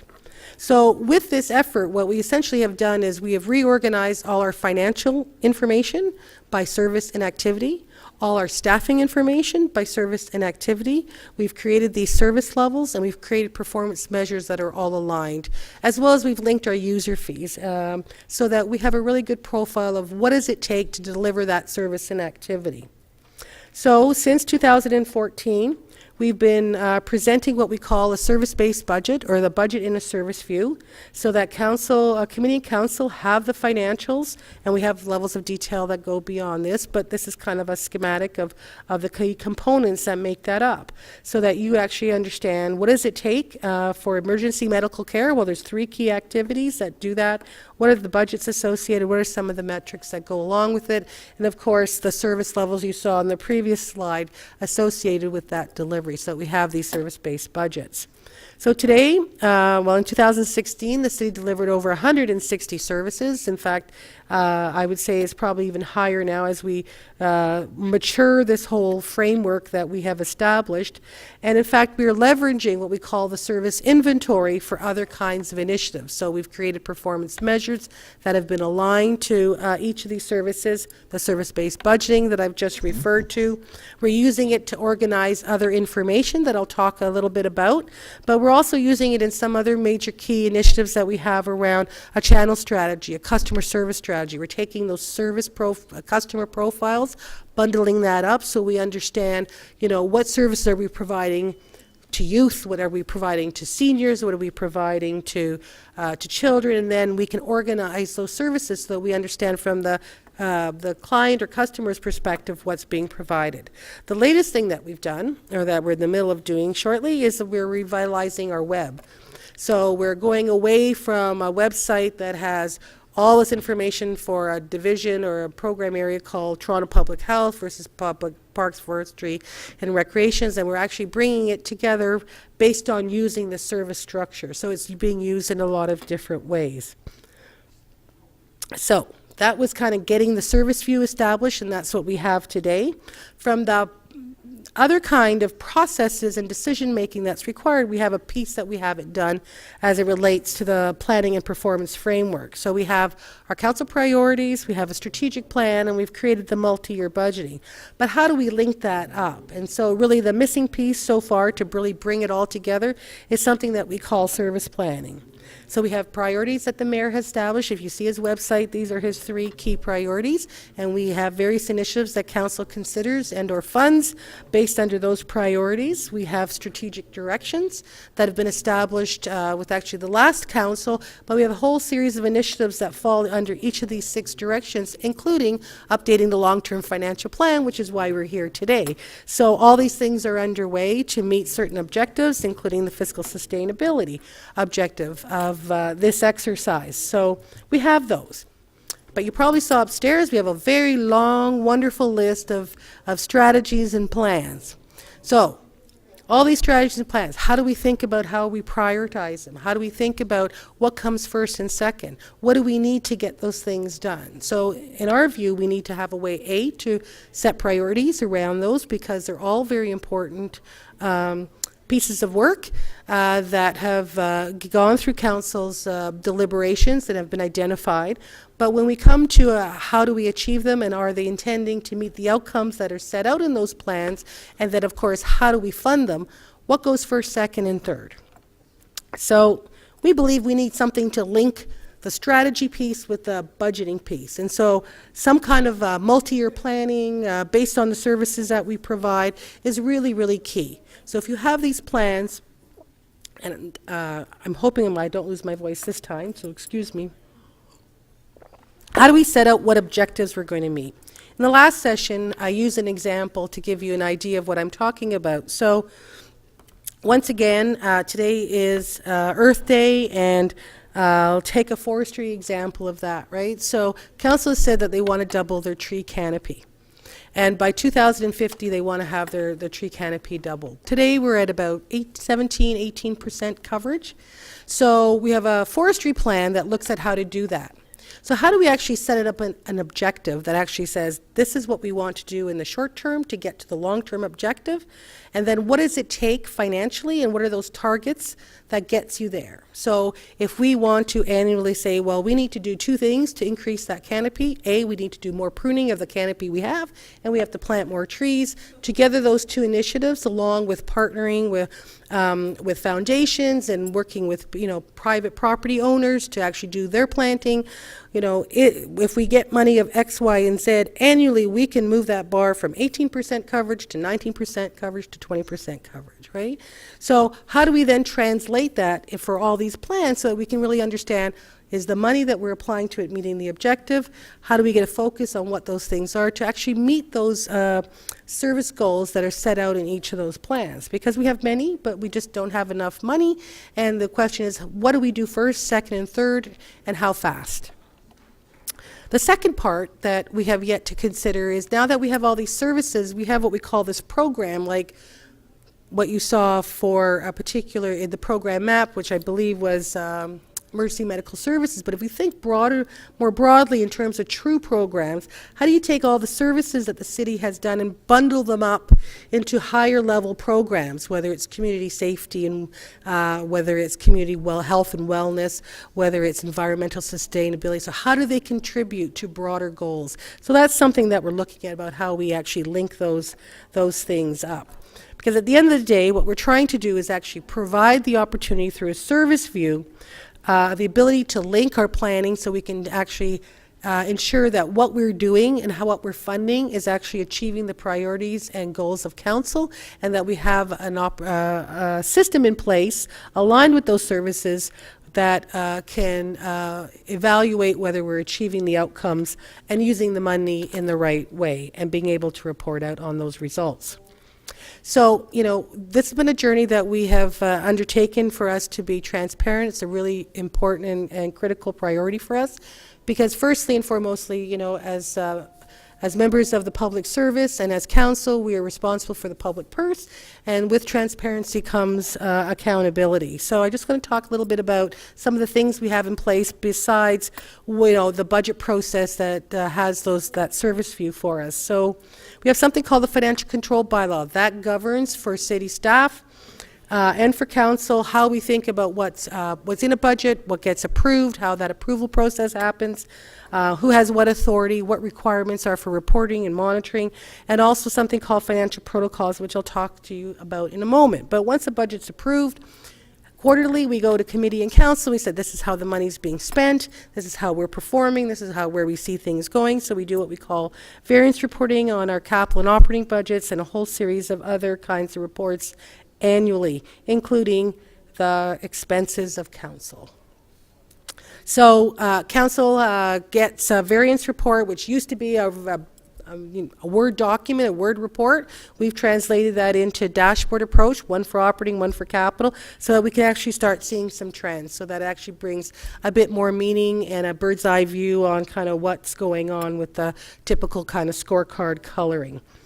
Internally, we've just delivered this dashboard through our business intelligence, business warehouse capabilities, which gives executive, senior management, all the way down to the analysts, the ability to actually look at their service and activity budgets so that they can monitor their spending at any point in time. It allows you to go actually look at your complement to see some trends. There's a little orange button there that actually clicks right into the financial system. You can go right down and hyperlink right into the journal entry so that they can actually do the kind of analysis that they need to do. So that's all around the service costs. And then secondarily, we've actually put in information that allows them to monitor their performance measures and service levels against their targets and actually how they're performing. Like any organization, we have to have financial audited statements, so that brings closure to the fiscal year end. So we have that accountability like any organization. When council meets in this chamber every month, their way of making decisions is by way of reports. That's how governments work. And then we have a requirement through our financial control bylaw that all reports with financial implications have to be identified, because it is a key principle for us that they must have, before making decisions, full knowledge of what the financial implications are. So this is the list of the kinds of things that get highlighted in the reports, and every report has what we call a financial impact section. We review probably 1,600, 1,700 reports per year. Those are just the ones with the financial implications, but my team and I work with all our colleagues to make sure that we have all the funding sources and any kind of issues associated with that. So, as we think about transparency and accountability, we believe that it leads to empowerment and ultimately to trust and confidence, whether it's from ourselves to our board of directors, who are council, and more importantly to the public. You need to have these things in place. And so part of that is ensuring that with the public that we continue to engage, and we've been on a journey of really on this continuum in terms of maturing ourselves and providing opportunities at each of these levels of the continuum, so that staff and council are both informed and educated around the city's financial situation. So when we're in the budget process, we have a series of documents and things that we produce that does help with the information, both for council and the public. We have a budget website that's up there annually, has a wealth of information. We not only do presentations, but we create what we call budget notes, like this. There's one for every program area, one for operating capital. These are about 30-page documents that essentially does a deep dive that gives you that budget on the operating side by service and activity, tells you what are the key issues, what's driving the budget, what's changing in the budget, what do we need to think about in the future, and any recommended actions. Similarly for our capital 10-year plan, what are the projects, what's coming on, what are the issues we need to think about. So I'm not sure I know of another city that actually does this. It's a lot of work, but we feel it's very valuable that we do this so that people can actually do deep dives and understand program by program. Another wealth of our suite of information that we provide, everything from infographics to storyboards to your traditional information. That is also other efforts in terms of educating. We have been doing whiteboards and now budget videos to identify some key issues so that people get a snippet of understanding, at least, on what are some of the issues that we're about to address through a budget process. So those are provided. And all of it really is in terms of helping to support our civic engagement, because we believe it's really important that the citizens of Toronto understand what are the issues facing the city annually. Another piece that we have been involved in, this is going to be year 3 of a 3-year pilot that we've done doing on participatory budgeting. We are doing it 3 times in 3 neighborhoods across the city, where there's actually monies allocated annually that with the help of the ward councillor, that the public's engaged in actually making decisions about how to spend a value of money to improve in their ward. Those get reported back to the city. Council can't decide whether they want to approve them or not. It's actually the community who's approved that. So we'll be evaluating those results and coming back shortly on that. And then finally, we are part of the open data community, and we put open data on our open data site. Financial information, your service-based budgets, your capital information is there, and we have just added to that suite by providing another level of information on the operating budget, which is at the activity level of that program map. We've been working at the service level. We now have confidence in the activity level, and that was just posted for the open data community to start using. So imagine a city where it's easy to learn about, discuss, and participate in the decisions of council that council makes. And so I just want to quickly talk to you about the journey that we're about to take. We're actually in the works and trying to move forward on the next stage of a project called Financial Planning Analysis Reporting System Project, and that's around enterprise performance management. So we've created this foundation of information. We have financial information, performance information, complement information, service level information, all organized by service and activity on the operating budget side. We also have our capital budget side. And so what essentially we're doing is taking that information and looking at new ways to bring in tools to access and transform that data so that we can bring to the city the capacity to do more historical and forward-thinking forecasting, data visualization, so that we can actually do more work in this area. So we have 4 deliverables. there. Data governance, which is really about mining the data, making sure the data is clean, knowing who owns the data, ensuring that we have data stewards in place so that the data is available to everyone. Automated reporting, which is really enabling us with technology to actually access the data in an automatic way so that we can actually use it for analytical and reporting purposes. Predictive analytics and data visualization. So the city's been working along this continuum of maturity, and I would say we're kind of in the middle, and this project's to help move us up into the predictive analytics modeling and visualization. Is this something? I don't know what happened there. There we go, thank you. With all the data sources that the city has, with the wealth of information, we really have it all over the place. We're trying to bring it into line, understand what we have, clean it up, and then use it in a way that helps solve problems, be innovative with it, and actually be able to report it out in a way that's meaningful for council and the public to use.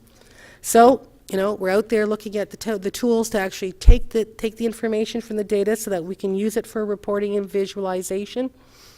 Looking at how we can then bring it into a business warehouse and business intelligence tools that lets us use predictive analytics technology to look both backwards and forwards in terms of trends to help us determine future performance based on previous historical experience. And then finally, we're looking at how do we look at data visualization. So this is some municipal best practices that are happening primarily in the US. They're ahead of us because they actually have federal legislation in these areas where Canada does not. But we've been on this journey for a while, and so we are also working in bringing the tools that allows the City of Toronto to do a similar thing. So in short, we believe that with better information and tools, we can be empowered to provide innovative solutions to civic issues and achieve better results. And so that's the program of work that the City of Toronto is working on. So thank you. Okay, so thank you so much, Josie. And so we're going to have two more presentations, and then if there are any questions for the presenters, we can very quickly take a few questions, but we really want, as quick as possible, to move into some roundtable discussions to get some more intimate feedback. So I'm very pleased to call on Denis Carr from the Open Data Book Club, who's going to speak a little bit about some of the great work that they're doing. Over to you, Denis.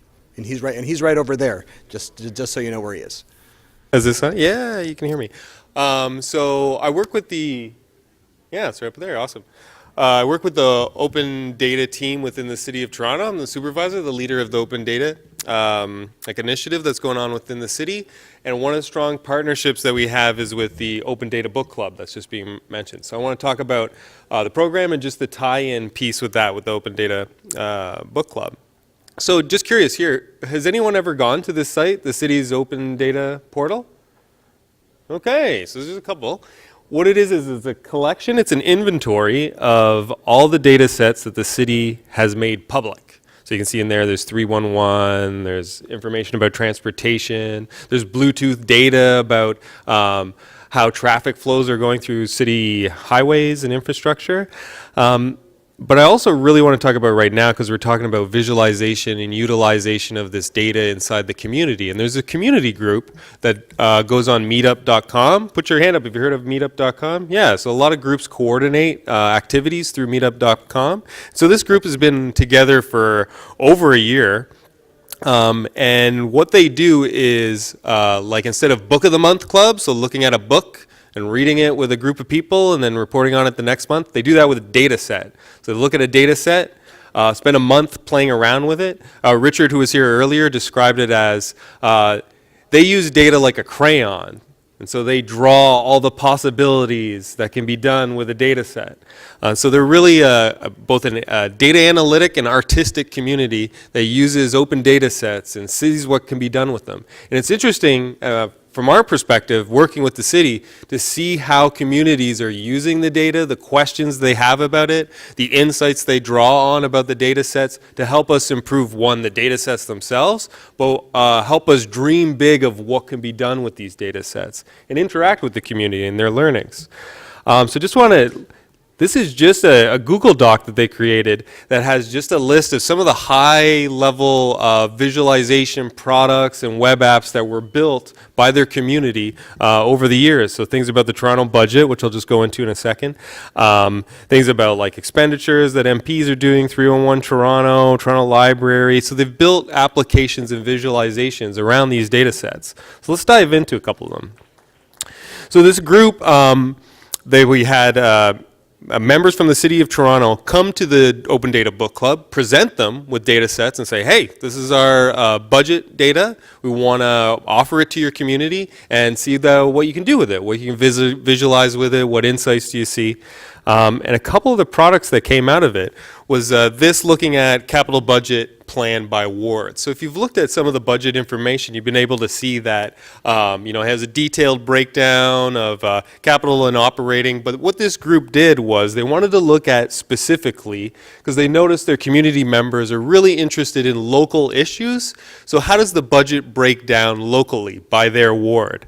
And I think Richard was saying, who's the head of this Open Data Book Club, that whenever they presented it as well to executive committee and council, and councilors really drew upon this because they'd be able to like click on their ward and see information specifically about it. So how much capital budget was allocated to their ward, what types of programs and expenditures that it was based around. So a really valuable tool to be able to take the information about the budget and bring it back to their perspective at a local community level, at the ward level. And if you wanted to check some of these out, if you go to meetup.com for Open Data Book Club, you can go through all their past meetings and they have links to the products that they produce, so you can check out these links. Another data set that the Open Data Book Club looked at was financial information that's returned back to the province. So I believe Josie said it either in the presentation she just gave her in this morning, a little bit earlier this afternoon, talking about the city can't, or it was Robert Cini, the city can't run a deficit. And so it works with the province and submits its financials to the province. And so people looked at that data set in particular. And this is just another visualization breakdown of how that information can be presented. So there's a couple of things that are interested is you can look at it, and it's a dynamic visualization. Actually, you can look at different municipalities and compare Toronto to other municipalities with these metrics, all in this visualization scheme.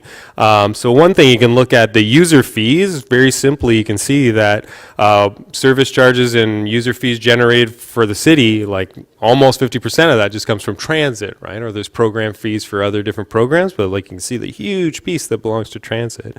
Or you can see all the different revenue that the city generates that comes into the city coffers and what breakdowns of different areas that those come through. Like without going through a spreadsheet or without looking at a PDF or a detailed broken down program document, you can look at a quick visualization.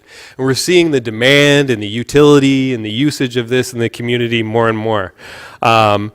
And what's interesting in some of these displays as well is they're showing multiple ways that you can visualize the same data because people are drawn to or understand information presented to them in different ways. Some people want it in a report, some people want a particular visualization, and some people prefer it like in a line graph so they can be able to track trends, not just over 1 year, but over multiple years.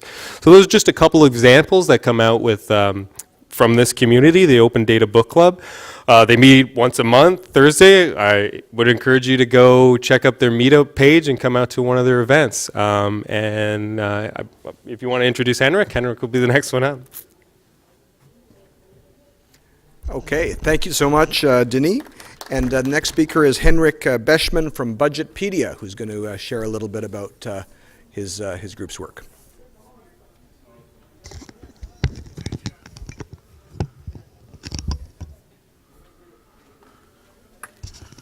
Thank you very much, and great presentations.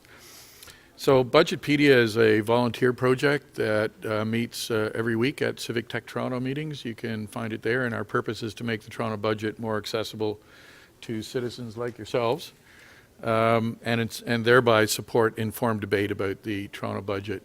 Started in July of 2015. We released our first website last November, and now we're working hard at the next iteration of the website. So I'm just going to touch on very briefly on a few of the main topics of what we've encountered over that time. So first of all, just a quick look at our website. Let me just highlight 2 or 3 things. We've got a resources page, which has, I think, about 150 links of sites that you might find of interest, including, some background information on this FPAR system that Josie was talking about, for example.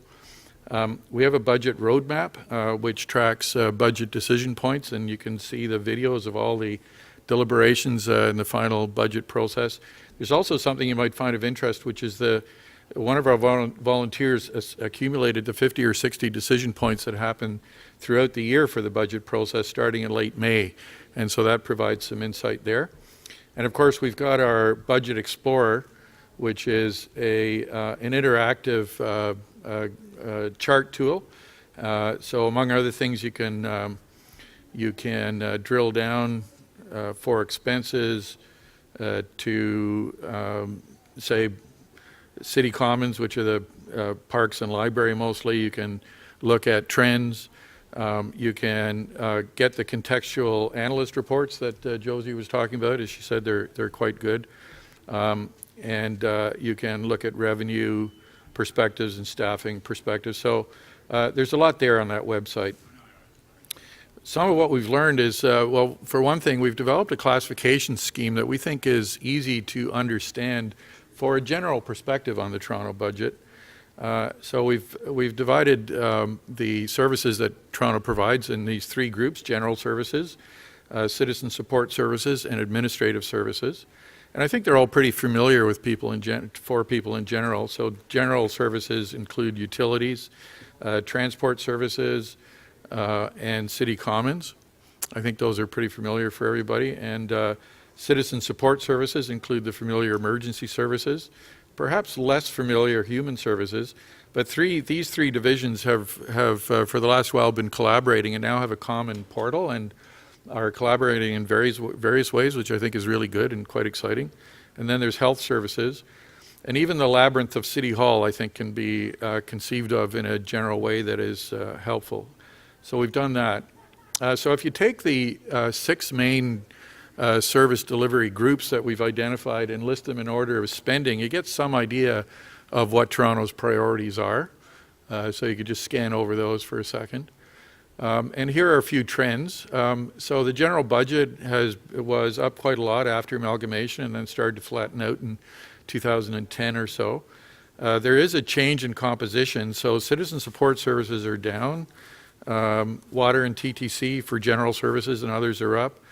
Income and housing support in particular is down. And of course, user fees are up and property taxes are flat. So those are some general trends we've noticed. There's something going on with staffing costs. So this is from the audited statements, and staffing costs have gone from 41 to 51% of the spending of the city. We're not quite sure what's going on here, but we gave as much information as we could to a highly qualified analyst, and he came back with a finding that, from what he can see, adjusting for inflation, average salary per staff has gone up at a 1.7% compound annual growth rate, and with the effect of compounding, that's actually costing the city $1 billion a year. Exactly what the composition of that, I don't know, and we're certainly open to getting better data on that. One of the things that we find is that most people are interested in local and specialized interests, their personal passions, as opposed to the general budget. The general budget is good context and people want to understand it, but mostly they're interested in their particular passions, and here are some examples. And so our position is that local issues are informed by local data.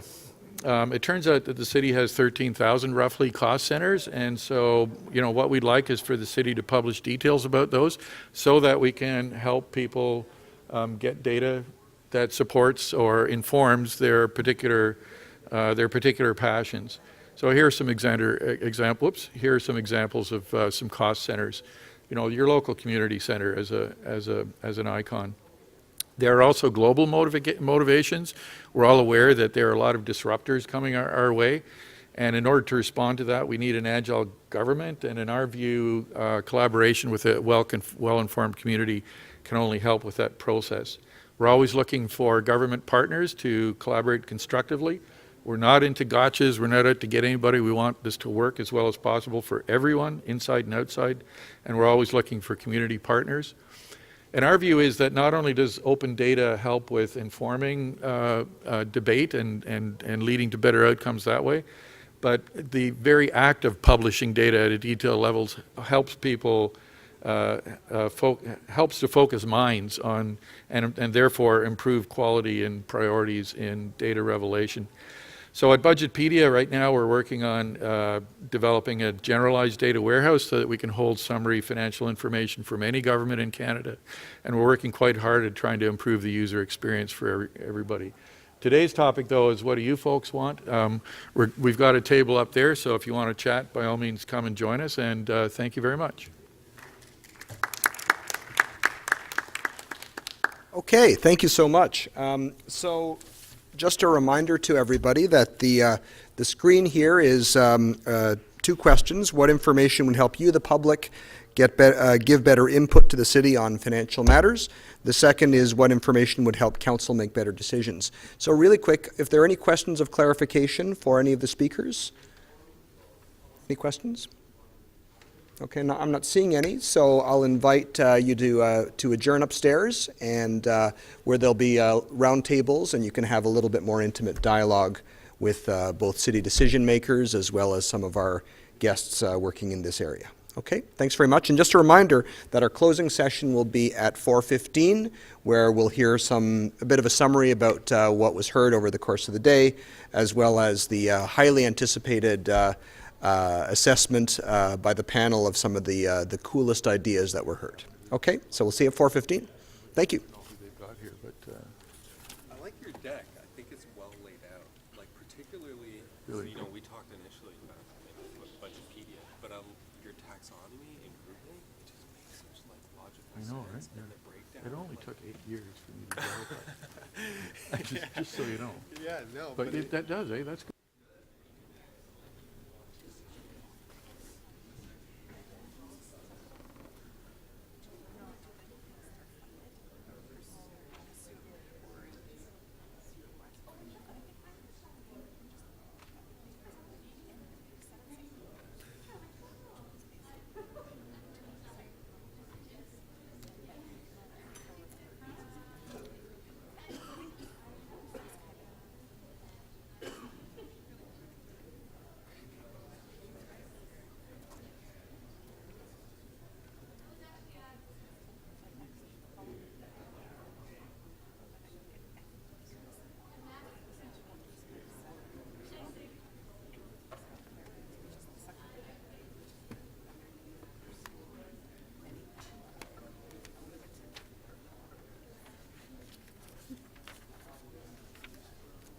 Enjoyed your time in the mayor's chair?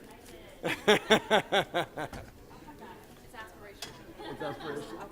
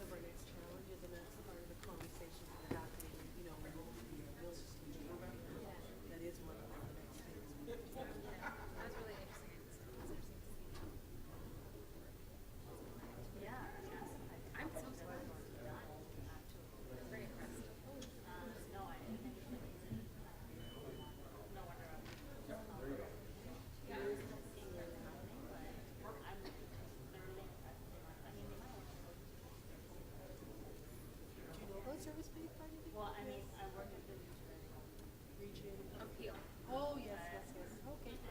Yeah, we actually, and then the difference is, we actually do it in the financial system. Like, we reorganized everything in the same week. So we actually have 2 views. We have an organizational cost center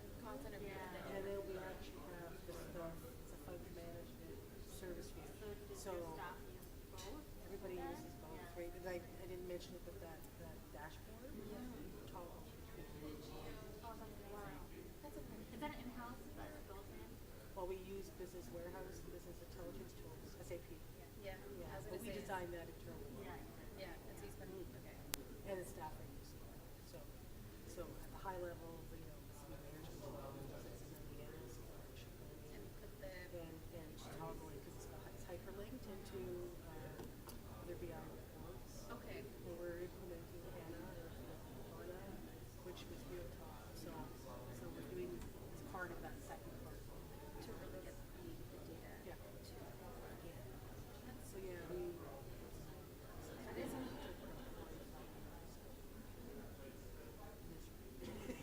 Well, I mean, because it's you're putting it on the data sets, different people, then you're going to build. it's standardized. And so for complement data, right, like aligning it all to services and accounting. Well, just getting a common description, common understanding, and then, the approval process for what you do with the budget in the year, the whole system. So it was like And then a building whole the budget, rework. building the system, and then training everyone. All in, because one of the things we do is we implement new technology for the budget, so it pulls from the HR system, the payroll system, the business system, it's automated, it makes us that projection. And we're going to the division. There's something missing, and we need to identify the difference. So we used to do from scratch, and we had many independent identifying out positions. And just doing the position. So the team.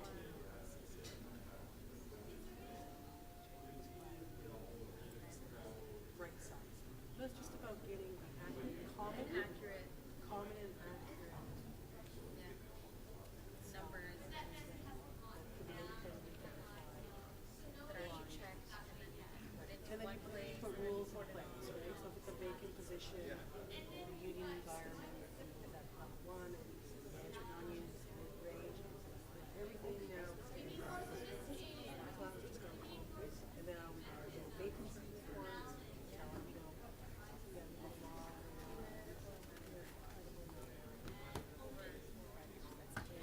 Well, we started the mapping part, introducing programming service mapping in 2007, but didn't really get into it until everybody knows the concept and all that.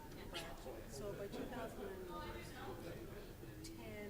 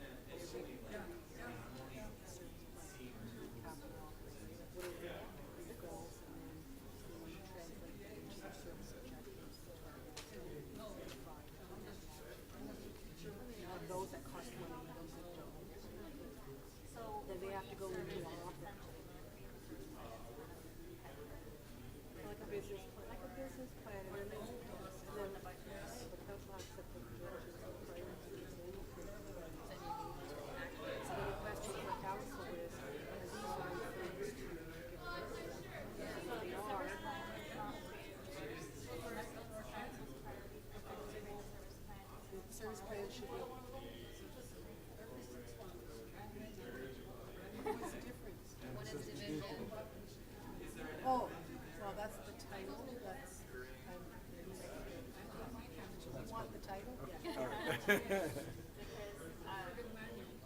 idea is that we call that triangle, right? It should be driven by directions, priorities and directions. One thing that's unique, you can, I mean, you can draw from these perspectives. That's more corporate. Then you have a whole bunch of things, and what's the filter, right? Where's the filter on what people want those things?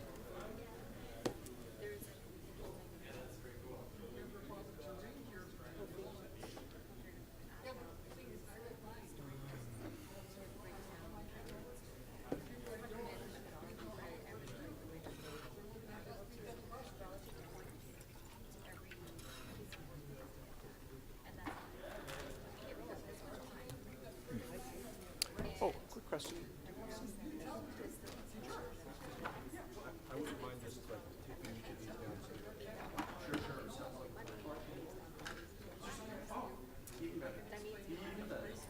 This much space to work with. Once you're there, and you use these system. It's a really interesting. Yeah, now the only thing I checked, because I didn't realize it, is the podium will be on, and then these three mics, I think these two will share this mic, and then these two there, because I thought the cordless would be here first. Just so, and then the podium will be up. Are you going to be speaking from the podium? I'll speak for, yeah, yes, that's what I'll do. Perfect.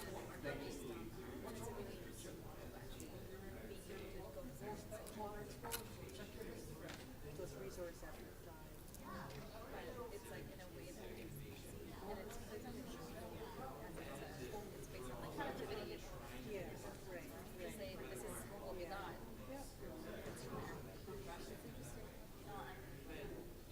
It's interesting.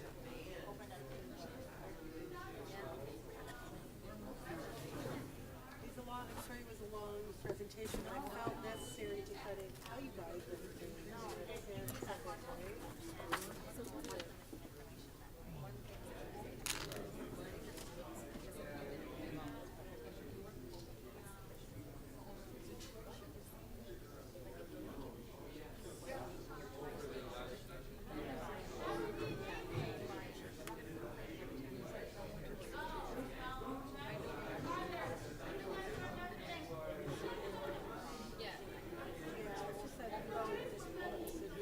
Body, and 45 counselors, and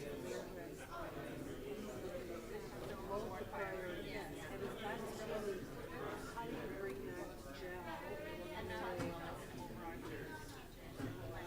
Vision.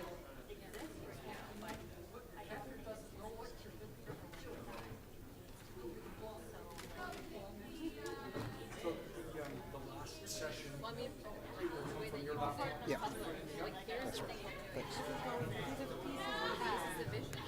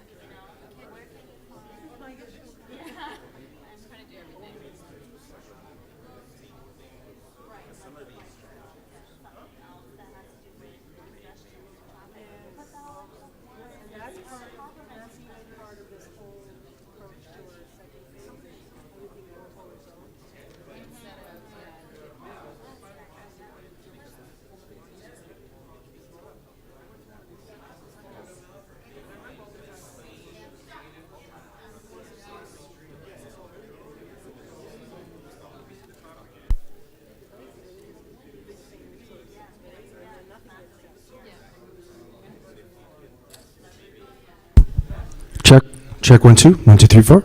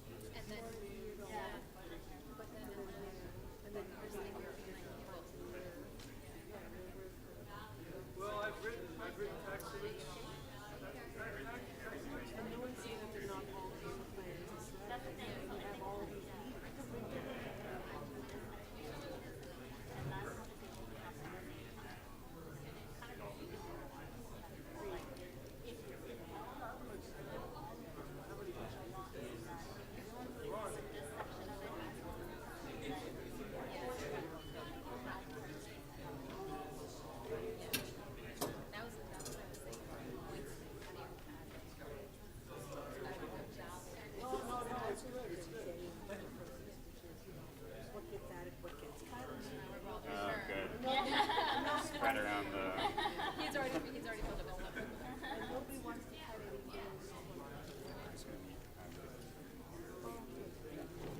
Sorry, thank you very much. Why don't you guys take the names off? It's so much fun you get to consider your own counselor's chair, right? It's such representative democracy.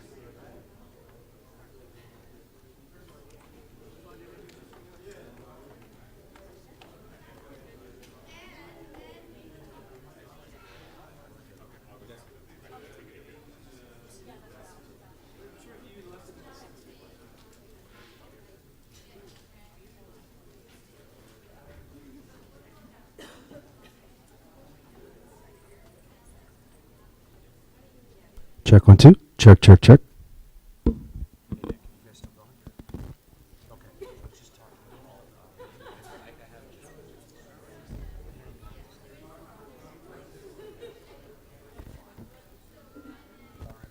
And they don't care about rendering those. As long as we get them the discs by Monday, they're cool with that. So.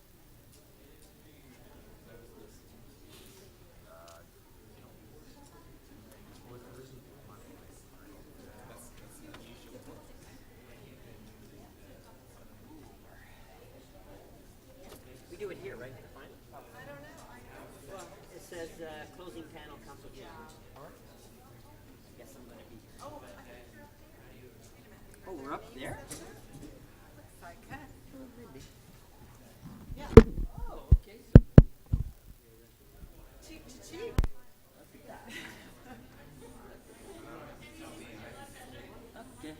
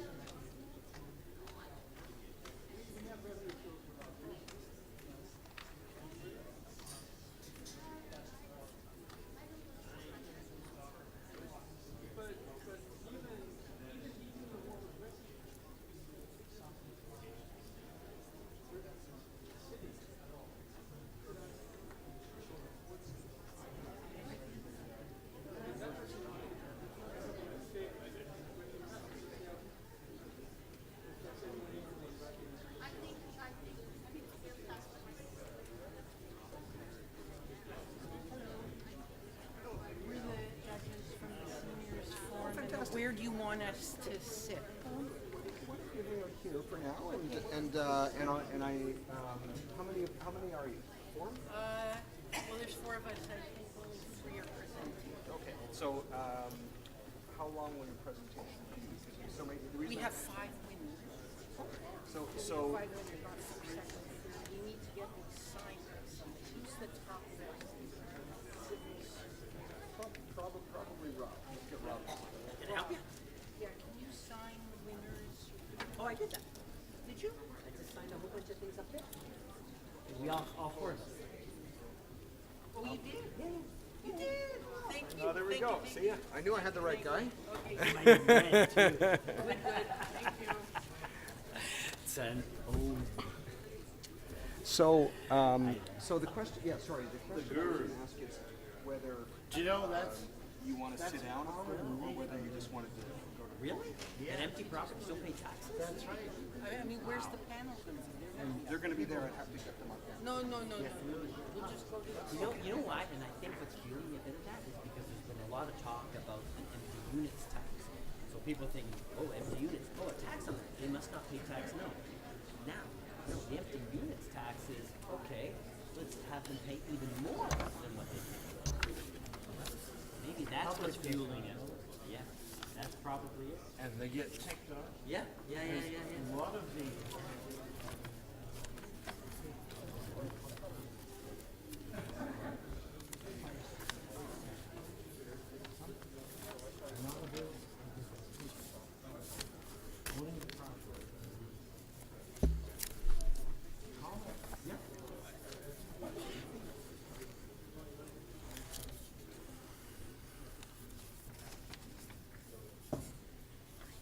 facilitator, MC person. Hi, I'm MC staff. Hi.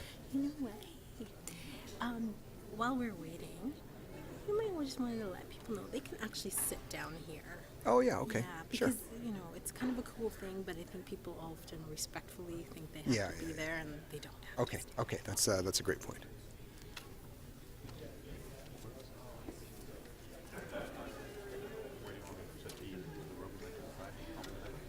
Sure. What are we doing? We might really take any questions. All right. Okay. All right. So, what do you say, Brendan? Pretty good. I had fun in my session. So Rob, I just want to make sure you have any questions for this last panel. digital So the stuff you heard that stood out, Yes. and counting down. kind of perspectives on Yep. governance and security.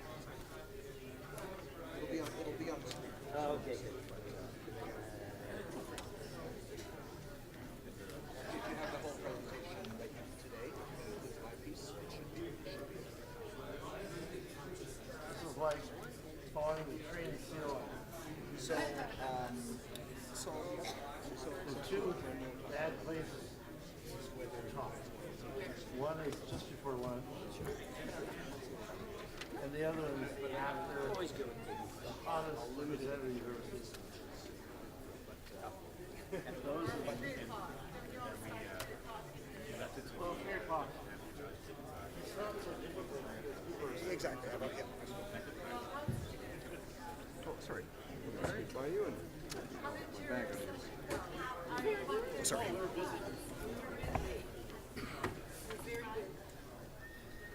Are you Michael? No, I'm Chris. Oh, Chris. Okay. Hi, Dan. So I think you are actually over one. So your name is According to that sign. Oh. I can actually read and figure out where I'm gonna. I think Michael wanted me to go before him. Oh, okay. The order of speaking wasn't connected explicitly to this. I just put them up in alphabetical order. Yeah, but that's fine. That's where I usually end up. All right. I'd make Chris.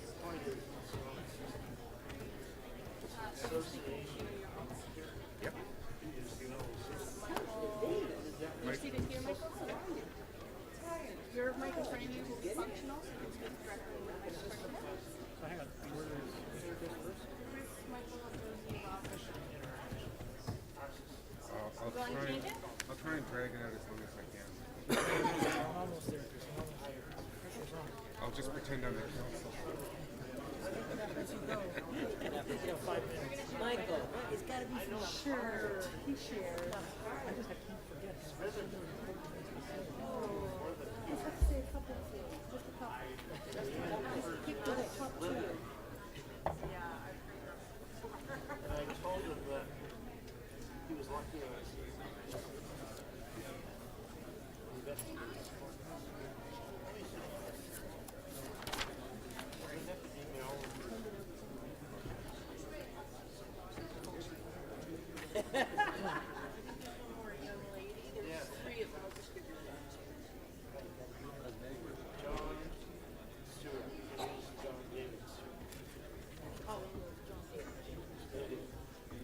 Geez, the university sent me stuff. And I asked her why. She said I was better at killing people than baptizing people on Sunday. My name's Daniel, so I Oh, relate. you know that. I relate to that.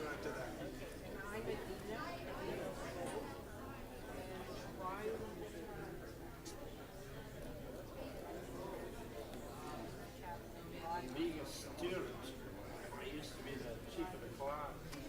What does class mean? Yes, children help. Me too. No, you're the first that I've seen. I tell people You know what? to That's learn a true, lot. eh? Yeah, it's community cleanup for Earth Day. That's right. Not my doing this time. I just, why be why? I saw it. I used to read well upside down. Who would know this?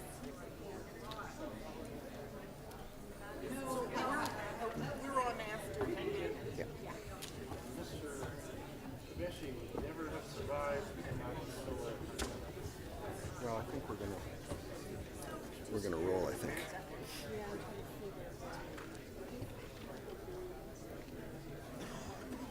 You know, this suggestion is almost exactly the way a Ford Motor Company runs their suggestion.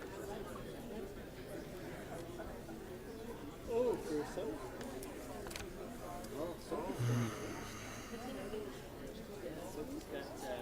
It's a catchy word. It used to be called an event presentation. So do you have, if you could have John David go first, just because his is innovative and technical. So you're each going to present one? Yeah. Okay. He's going to present one. Okay. I'm going to present two. And Riley's going to present two. One 'cause we have award. 5. Yeah. 2 awards. But I guess 2 awards. what we thought is they could come up after. Like Yeah, they okay. shouldn't come up Yeah. each one at a time. Okay. It'll take too long. Okay. All right. Sounds good. She has a brain. Okay. Yeah. Well, the question's going to appear on the screen. This is where to go. And so, as long as you're all ready. What question?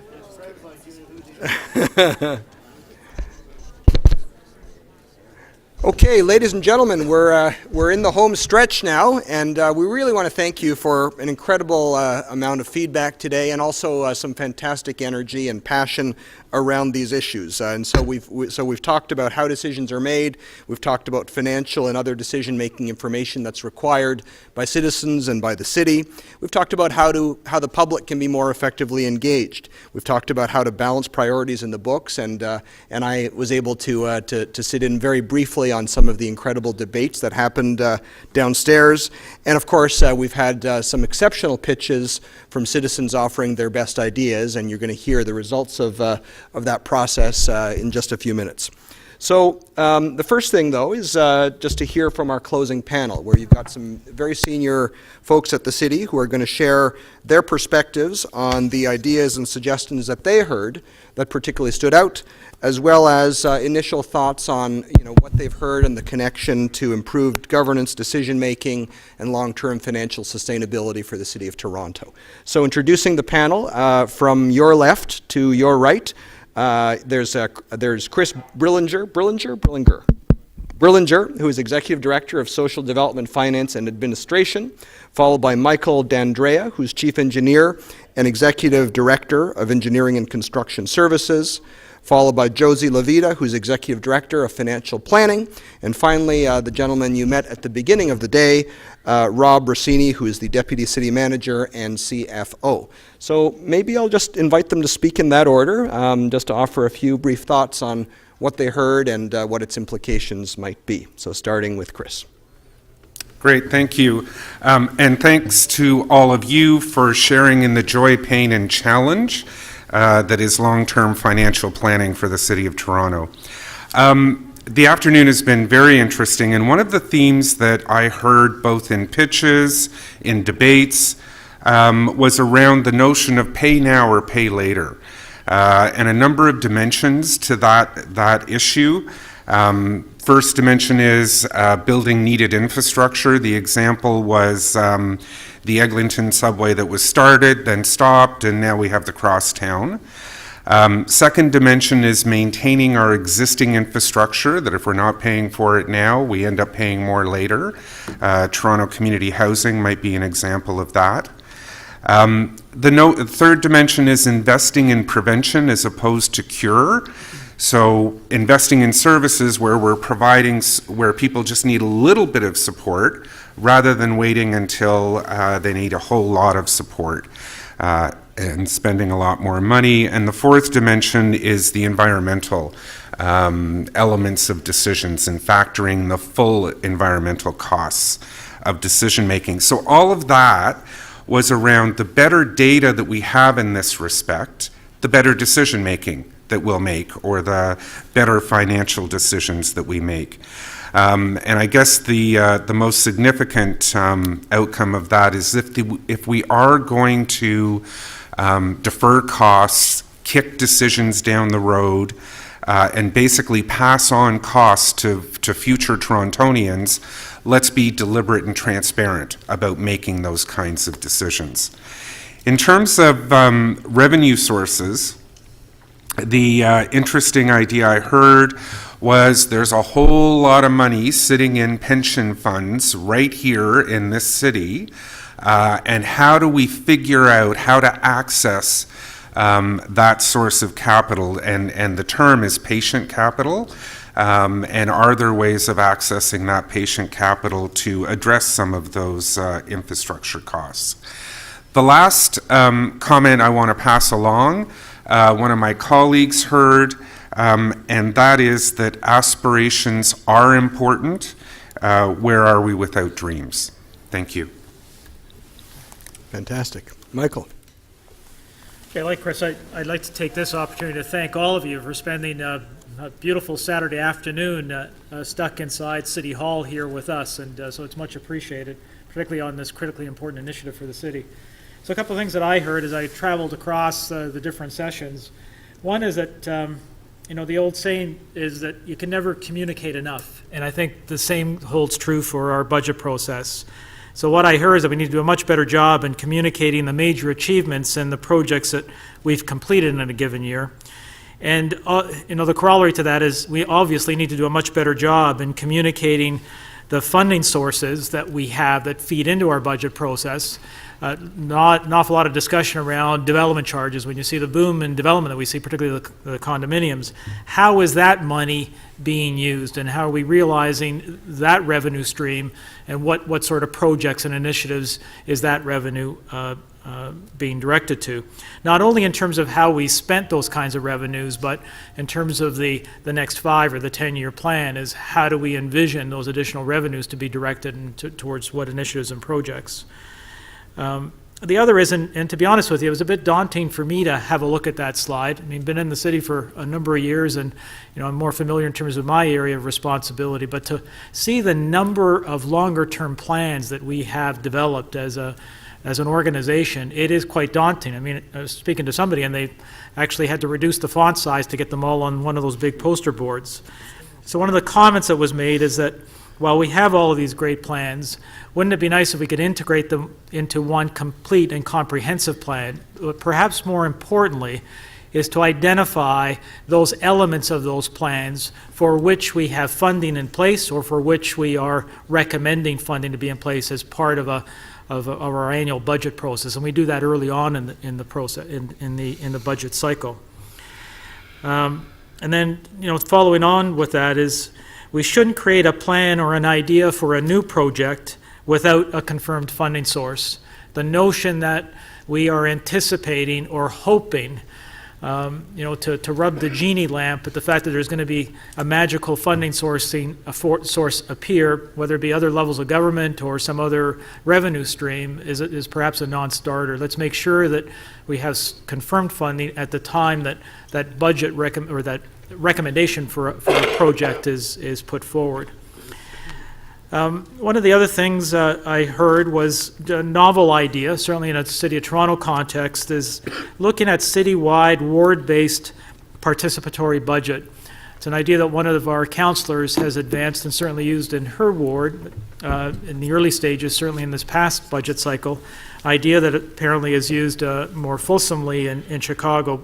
To make that effective, it requires that kind of an approach across all 44 wards and buy-in from all of our councillors. But something to certainly keep in mind, and the idea being is that we're an investment, a budget allocation is assigned on a ward basis, and then it's the community that helps decide the priorities to meet the needs of that community, which would be rather different one ward to another.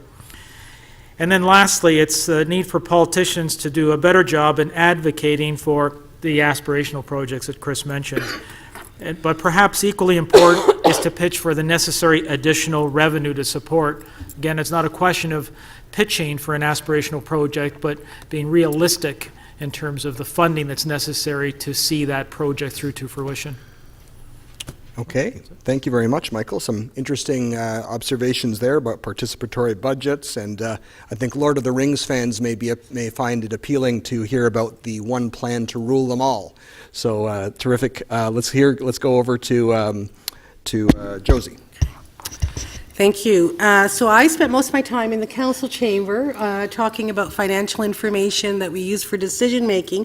So I didn't get a great opportunity to actually hear others, but I did spend some time a bit upstairs to look at our wonderful decision-making map and saw some of the posts there. And what it essentially told me was something that I think has come out in various different places, and that's really that we need council to really set priorities either at the beginning of the term of council, and to think about, what are those intended outcomes that they want, and that we can actually use that as a way to determine what's the vision for this city, how do we then get there, and of course, what is the information that we use, whether it's around targets or outcomes to actually determine whether we're making our way down the road. I think there was one comment one of my colleagues heard was, why would we go and seek new powers if we're not using the powers that we have? And so I would say that, that's a validation for me that says that really we need to help support council is in thinking as a group about what is it that it's intending to do as a city, what is its vision, which is, I think, one of the themes of this consultation is, what is the city that we want and how do we get there? And then what information do we need to help support that? Having spent most of my day with a lot of folks who are very interested in city data and information, that is really key in helping us all determine whether what we are doing and how we're allocating our resources, how we're spending the time we're spending on the services that we provide is actually adding value and actually having an impact in the community, because ultimately at the end of the day, that's what we're here to do, is to serve the public. And so we need to learn how to connect those things. We have information and needs to get organized in a way that allows people then to understand what the city is doing so that we are both transparent and accountable to the public in the services that we provide. Thank you. Okay, thank you, Josie. And it was really interesting sessions we had that Josie participated in here with some great feedback from Budgetpedia and the Open Data Book Club. It's worth checking them out online too.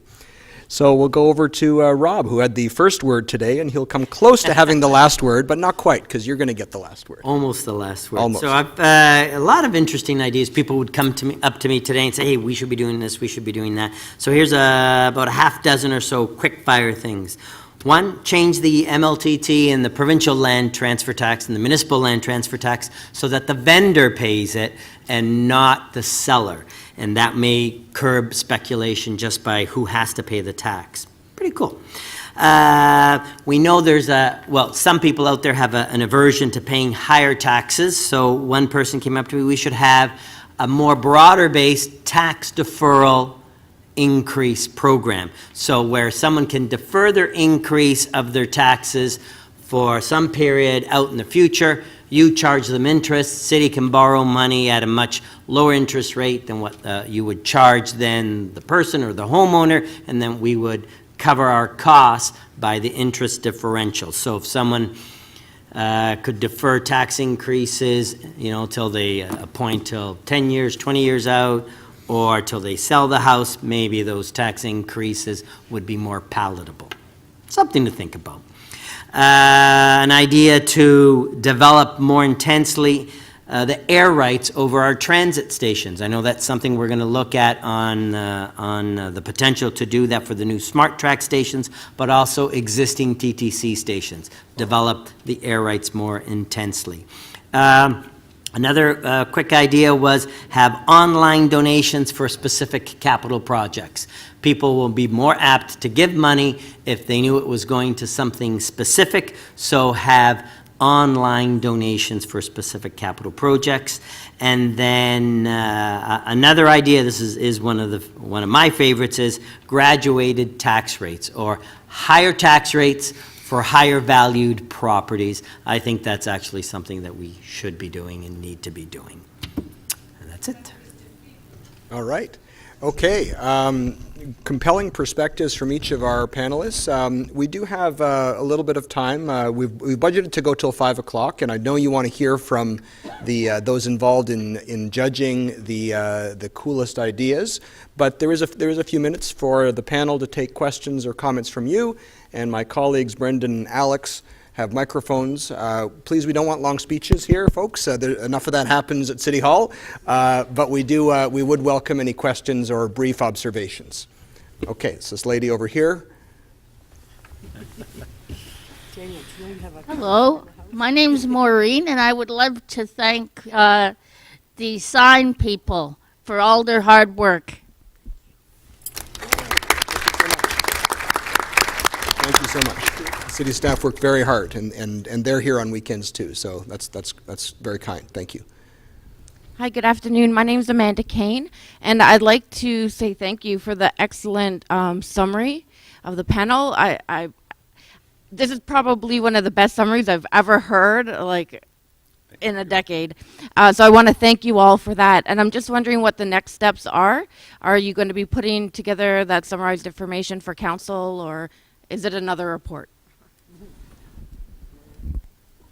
Yes, so thanks for the question. So we'll be summarizing everything that we've heard, not just through this phase of the consultations, but the previous phase as well. And we owe a report to council, which will likely come in the fall, later this year, where we will take the input that we've heard and lay out some potential strategies and options for council. So yes.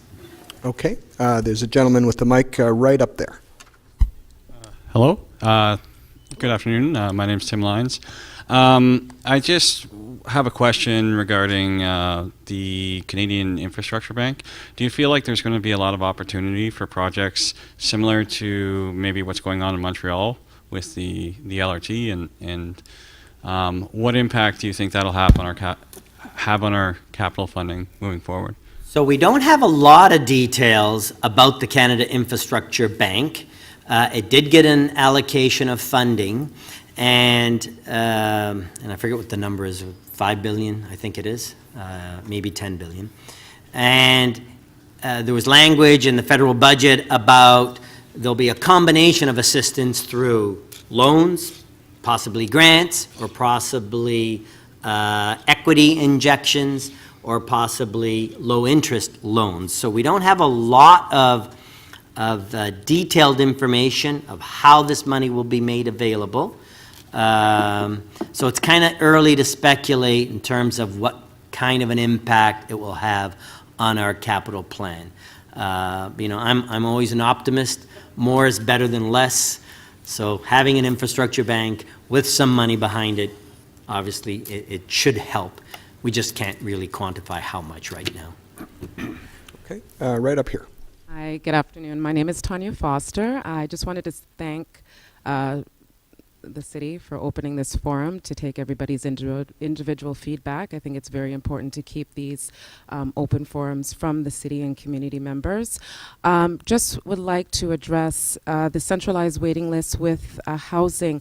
You said you were going to take suggestions and ideas which would be reported to implement for next year, but based on the time frame and the urgency of this particular focus that Tori has addressed, how can we position our suggestions to be received to kind of transition with that timeline and results he's looking for?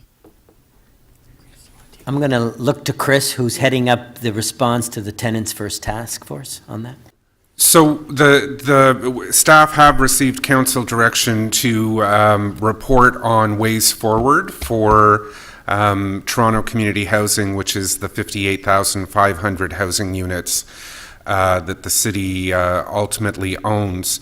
We're going to be reporting out on some advice to council in June on how to begin to move forward. The province has provided some additional tools, so we're looking at how we can maximize those tools to start to move through the waiting list. We're working with Toronto Community Housing to figure out how we can get people into units faster. So everything that we can possibly do within the existing resources and tools, we will move forward with.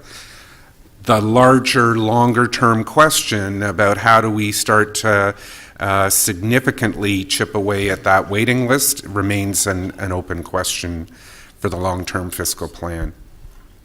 Okay, right over here.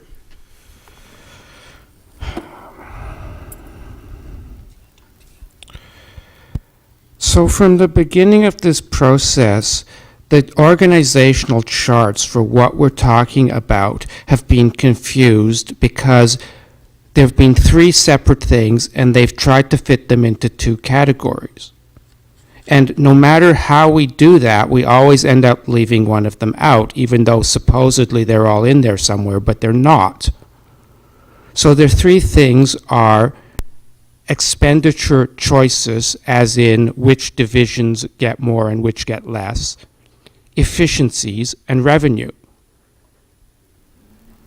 Somehow we try to fit that into two categories of expenditure and revenue when there's actually three, and then we fail to talk about the divisional expenditures and what people want to see the city actually do.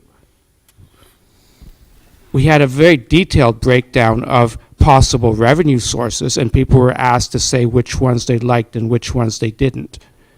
Now, we still need to do that with expenditures because the efficiency question is not the expenditure question. The expenditure question is, for each and every division in this city, should we do more? Should we do less? Any other comments on how those divisions work? That's what we need to do at the same level as was done with revenue. Because we know that certain parts of the city need more money or want more money. And it's so much more than can possibly come from revenue that unless we also get some of that money by shifting expenditures, we'll never have enough for housing and transit, which we know are the ones that want much more money. We need to have a third round of consultations so that we can do a division by division discussion of how people want expenditures to be spent. Okay, so we'll invite the panel to address the comments. Maybe if I can just comment on it. The point is well taken, and thank you. The expenditure discussions around the long-term fiscal plan have been at a higher level, more at the priority level, and you know, we welcome if there was if people wanted a more detailed discussions. The division by division kind of expenditure discussions does occur. It occurs every year at the budget time.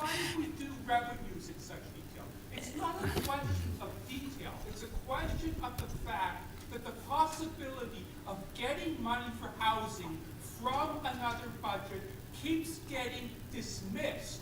Even the staff on this panel has said things like, well, how can we do that unless we have revenue? Well, that's not true. We can do it by taking it from other budgets that are being unnecessarily paid. Absolutely, and that's the discussions that around priorities is around that, and the discussion that occurs at budget. Does it happen as effectively as you may want it to occur? Probably not, but yeah.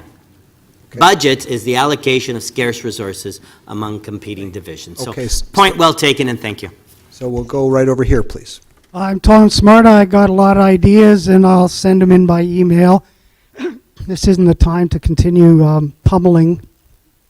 But I do have a question, as I've followed the budgetary process over quite a few years, about, at the very end, scrimping and seeing, well, what do we need to cut because our expenditures are a little bit over budget, and how can we make it all balanced, et cetera, et cetera. With this Scarborough one-stop subway, which, from what I've read, was originally budgeted for $2 billion, and now it's gone up to $3.5 billion. So in less than 2 years, that's a $1.5 billion increase over what was initially expected. That's a lot of swimming pools to have to close down to cover that. And I just wonder how many people really honestly think that the cap of $3.5 billion for the one-stop Scarborough subway is going to actually stay at that level over the construction period of several years into the future, and how is that going to be funded? So let me just correct something for the record. The Scarborough subway was never budgeted or cost estimated at $2 billion. The LRT, which was going to be provincially funded, was in and around that $2 billion mark. The budget, the original budget for the Scarborough subway is and always has been $3.56 billion. It's now been revised and de-scoped from three stops to one stop, and it's in around that $3.4 billion mark right now. Council has directed staff to do what we call a stage gating process. We're going to take the design to 30%.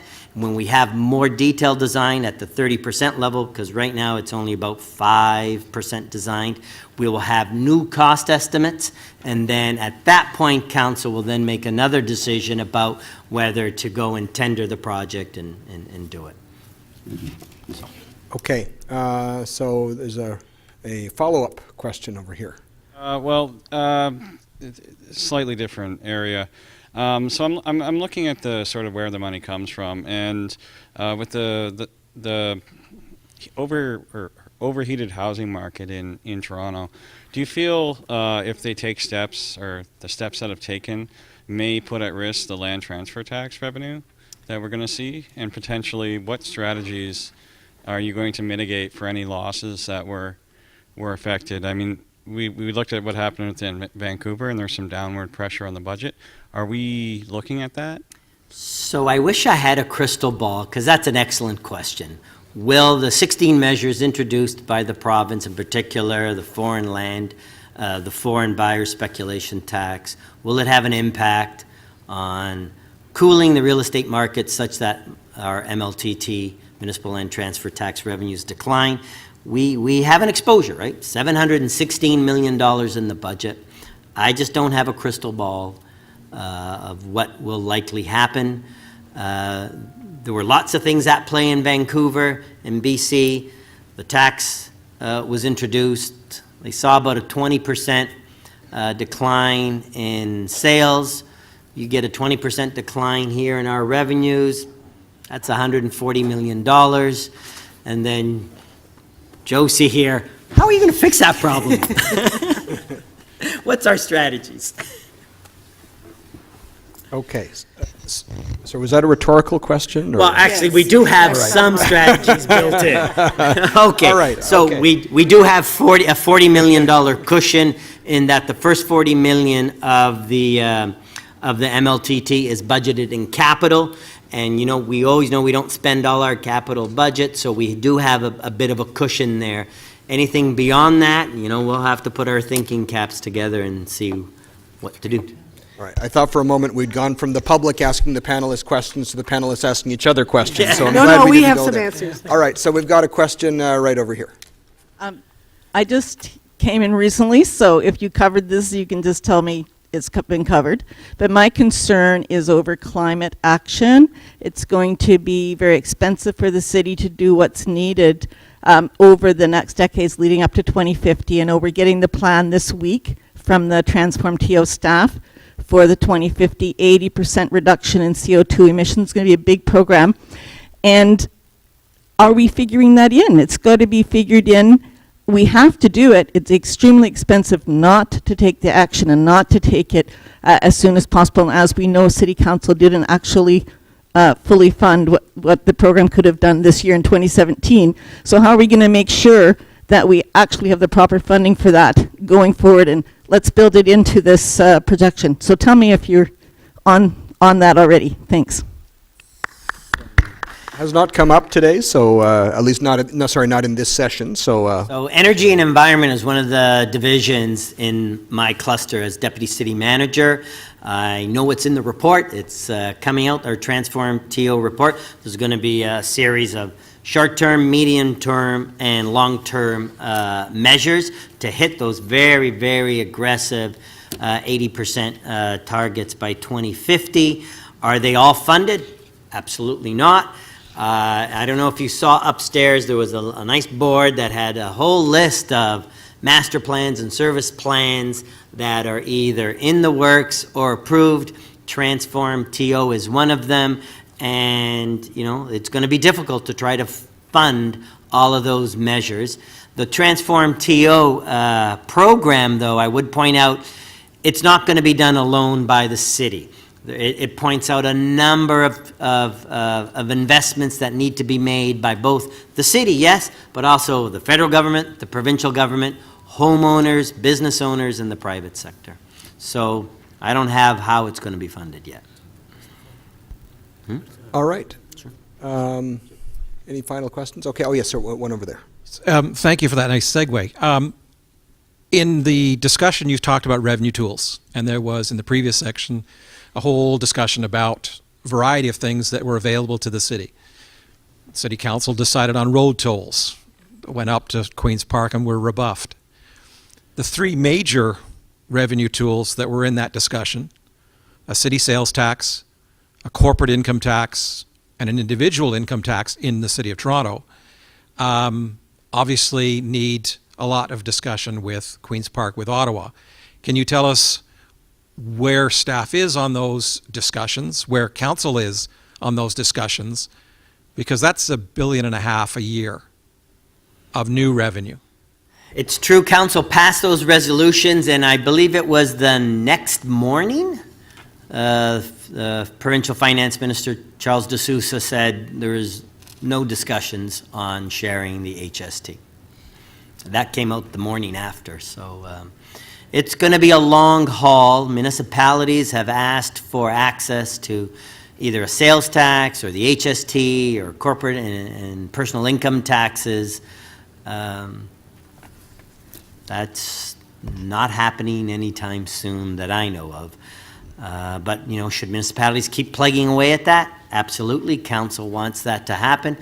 Those discussions, we meet periodically with our counterparts, as deputy ministers at the province. Are we making progress on that? No. I'll be frank. Okay, so quick comment from Josie. Before, I think, are we done with our questions? We have one Oh, okay. final. We have one final question. I just wanted to say that as we're sitting here, I wanted to acknowledge we have a counselor here, Counselor Davis, who has joined us this afternoon, and just wanted to introduce her. Okay, so this gentleman over here gets the last question, because we do want to keep our promise to get you out of here on time. Not so much a question. I came in hopes of getting a better understanding as to why there were service cuts across the board to the people that need it the most. And when we're discussing ways and means to finance or fund programs that are essential, we don't look at the things that aren't being taxed. For example, corporate has a lot of buildings that they put up around the downtown core. Okay?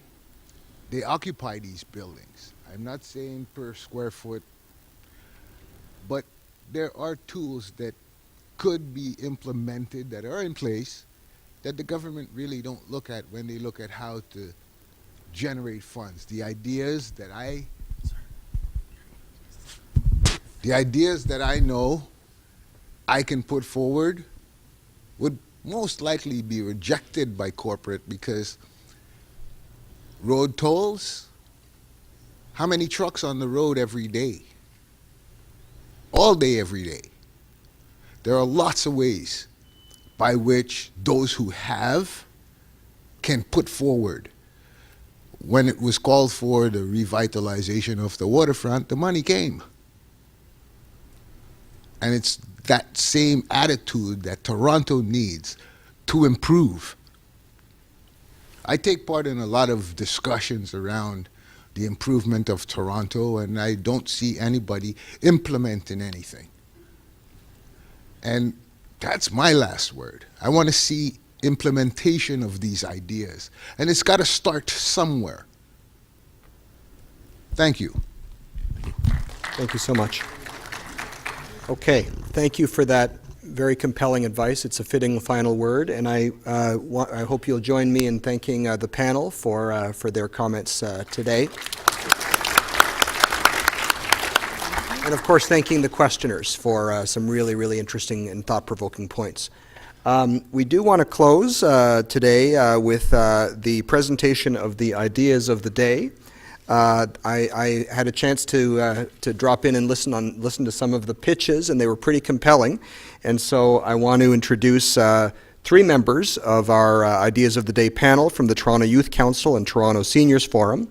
So we have John David Stewart, we have Adina Lebeau, and we have Riley Peterson. So, and I think John David Stewart is going to begin with the first of 5 distinguished awards that are going to be given out. Over to you, sir. Thank you very much. I think I've got the microphone settled. Okay. The award is from a very good idea. The idea really is, in essence, to continue something like today, not in terms of a meeting, but an innovation website for the city so that people can either go to that website by electronic means or to send them in, and that there be some funding for people to explore these ideas. Now, I know this idea is quite successful because I used to work for a very large automobile manufacturing company, and they used the same method. And the method was, if somebody came up with an innovative idea and they put that forward some way or other, which was a lot of work, they received some recognition that they had put something forward. It might have been a t-shirt, it might have been a thank you from the boss, something. And that company had, what he is suggesting here, is they had a fund to explore these ideas, these innovative ideas, by staff in the organization. So the idea would be the city would have an innovation website that anybody could send their best idea into, and it would be recognized in some way and be explored. Now, this automobile company, for instance, they would award the person 10% of the money they saved or they made by the innovation. And I remember one employee on the website who got $10 million for their innovative idea. So it's a way of accessing the brain power of all the people in the city of Toronto for good ideas. But you have to put your money where the mouth is. You have to put your money where the idea is. So we have made an award to, I believe it's Nahu Man, who can stand up if you like. There we go. Give him a round of applause. And they'll all the award people will be asked up at the end of the presentation. Yeah, so all award winners, we'll ask you to come up after the meeting closes, and we'll take a picture and give you your certificate. So thank you. And thank you for your tweets, because he's been really promoting this whole dialogue, which has been really, really wonderful. Okay, I believe Adina has a couple of... Okay, I have two here. So the first one of my two is Toronto, Canada's newest province, and this is Alan Kapersky. What Alan was looking for is more city-state powers. We don't have the power, we don't have the tools, and we don't have the structure to care and meet the needs of the growing population of this city. When City Council, in a very brave move, goes to create road tolls and is told by the province that they cannot do it, this does not bode well for the city being able to generate revenues that are in its toolbox. And so this idea comes from one of the other hats I wear is CARP, and we did a survey of the top 10 age-friendly cities in Canada, and Toronto locked in at number 8. The first one was Peterborough, the second one was Winnipeg, the third was Montreal, and the fourth was Vancouver. And 8th place is not good enough for Toronto. So the good idea is looking for a new structure, city-state. We got the population. We're the 6th biggest province if you put provincial budgets online, and we need to take care of our people. So, Alan, very good. The next big... And the winner, the name of the winner. The winner was Alan Kapersky. Oh, I'm sorry. Alan Kapersky, thank you very much. All right, there's Alan up there. There you go, yeah. All right. And the next winner is Sean Mayer. Sean told us that we need to look and report at the budget in a very different way than we do. Our operating budget looks at inflation, it looks at incremental funding and adjustments in order to add 2.6% or take away 2.6%, and it does it across the board.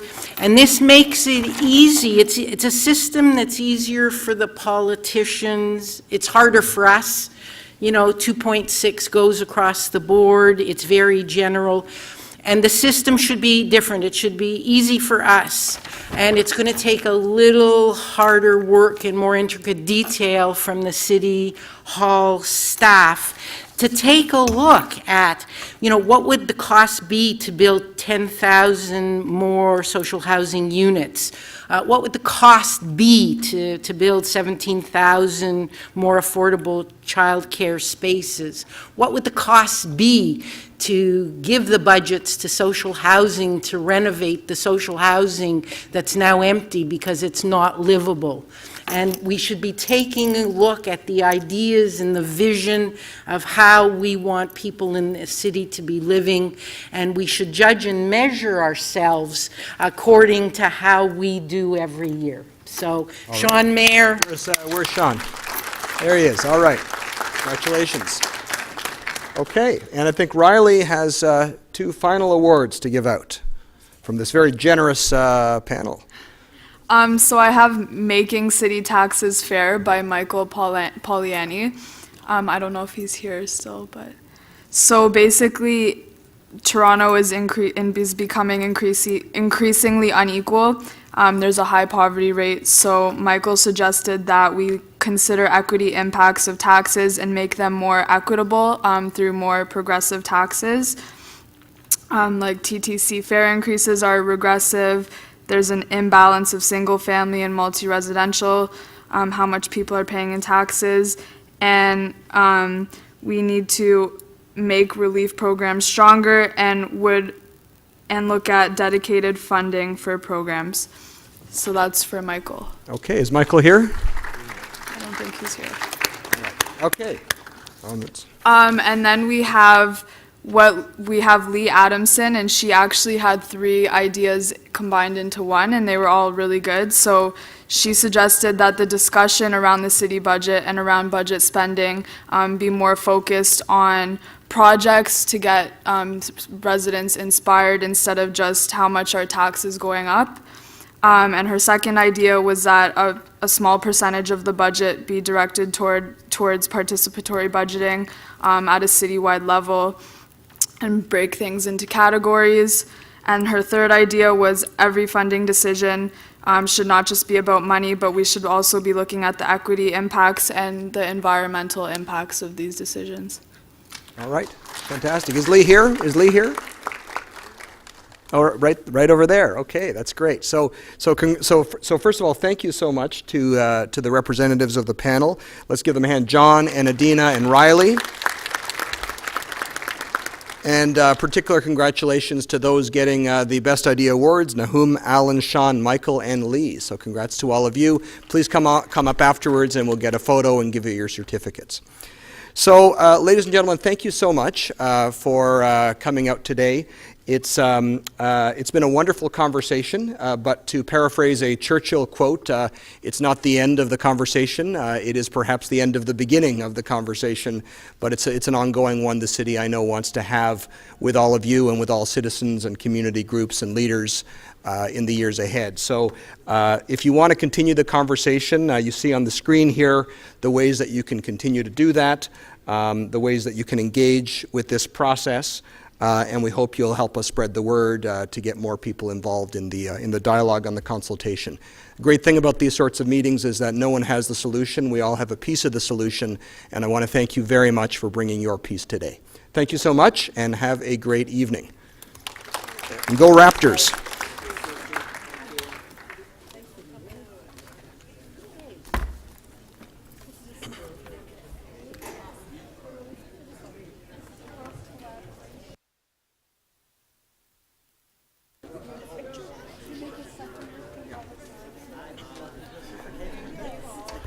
Quick comment, if anybody has workbooks they want to leave behind, you can leave them at the desk on your way out, or leave them with any one of our staff here in the room. Thank you so much.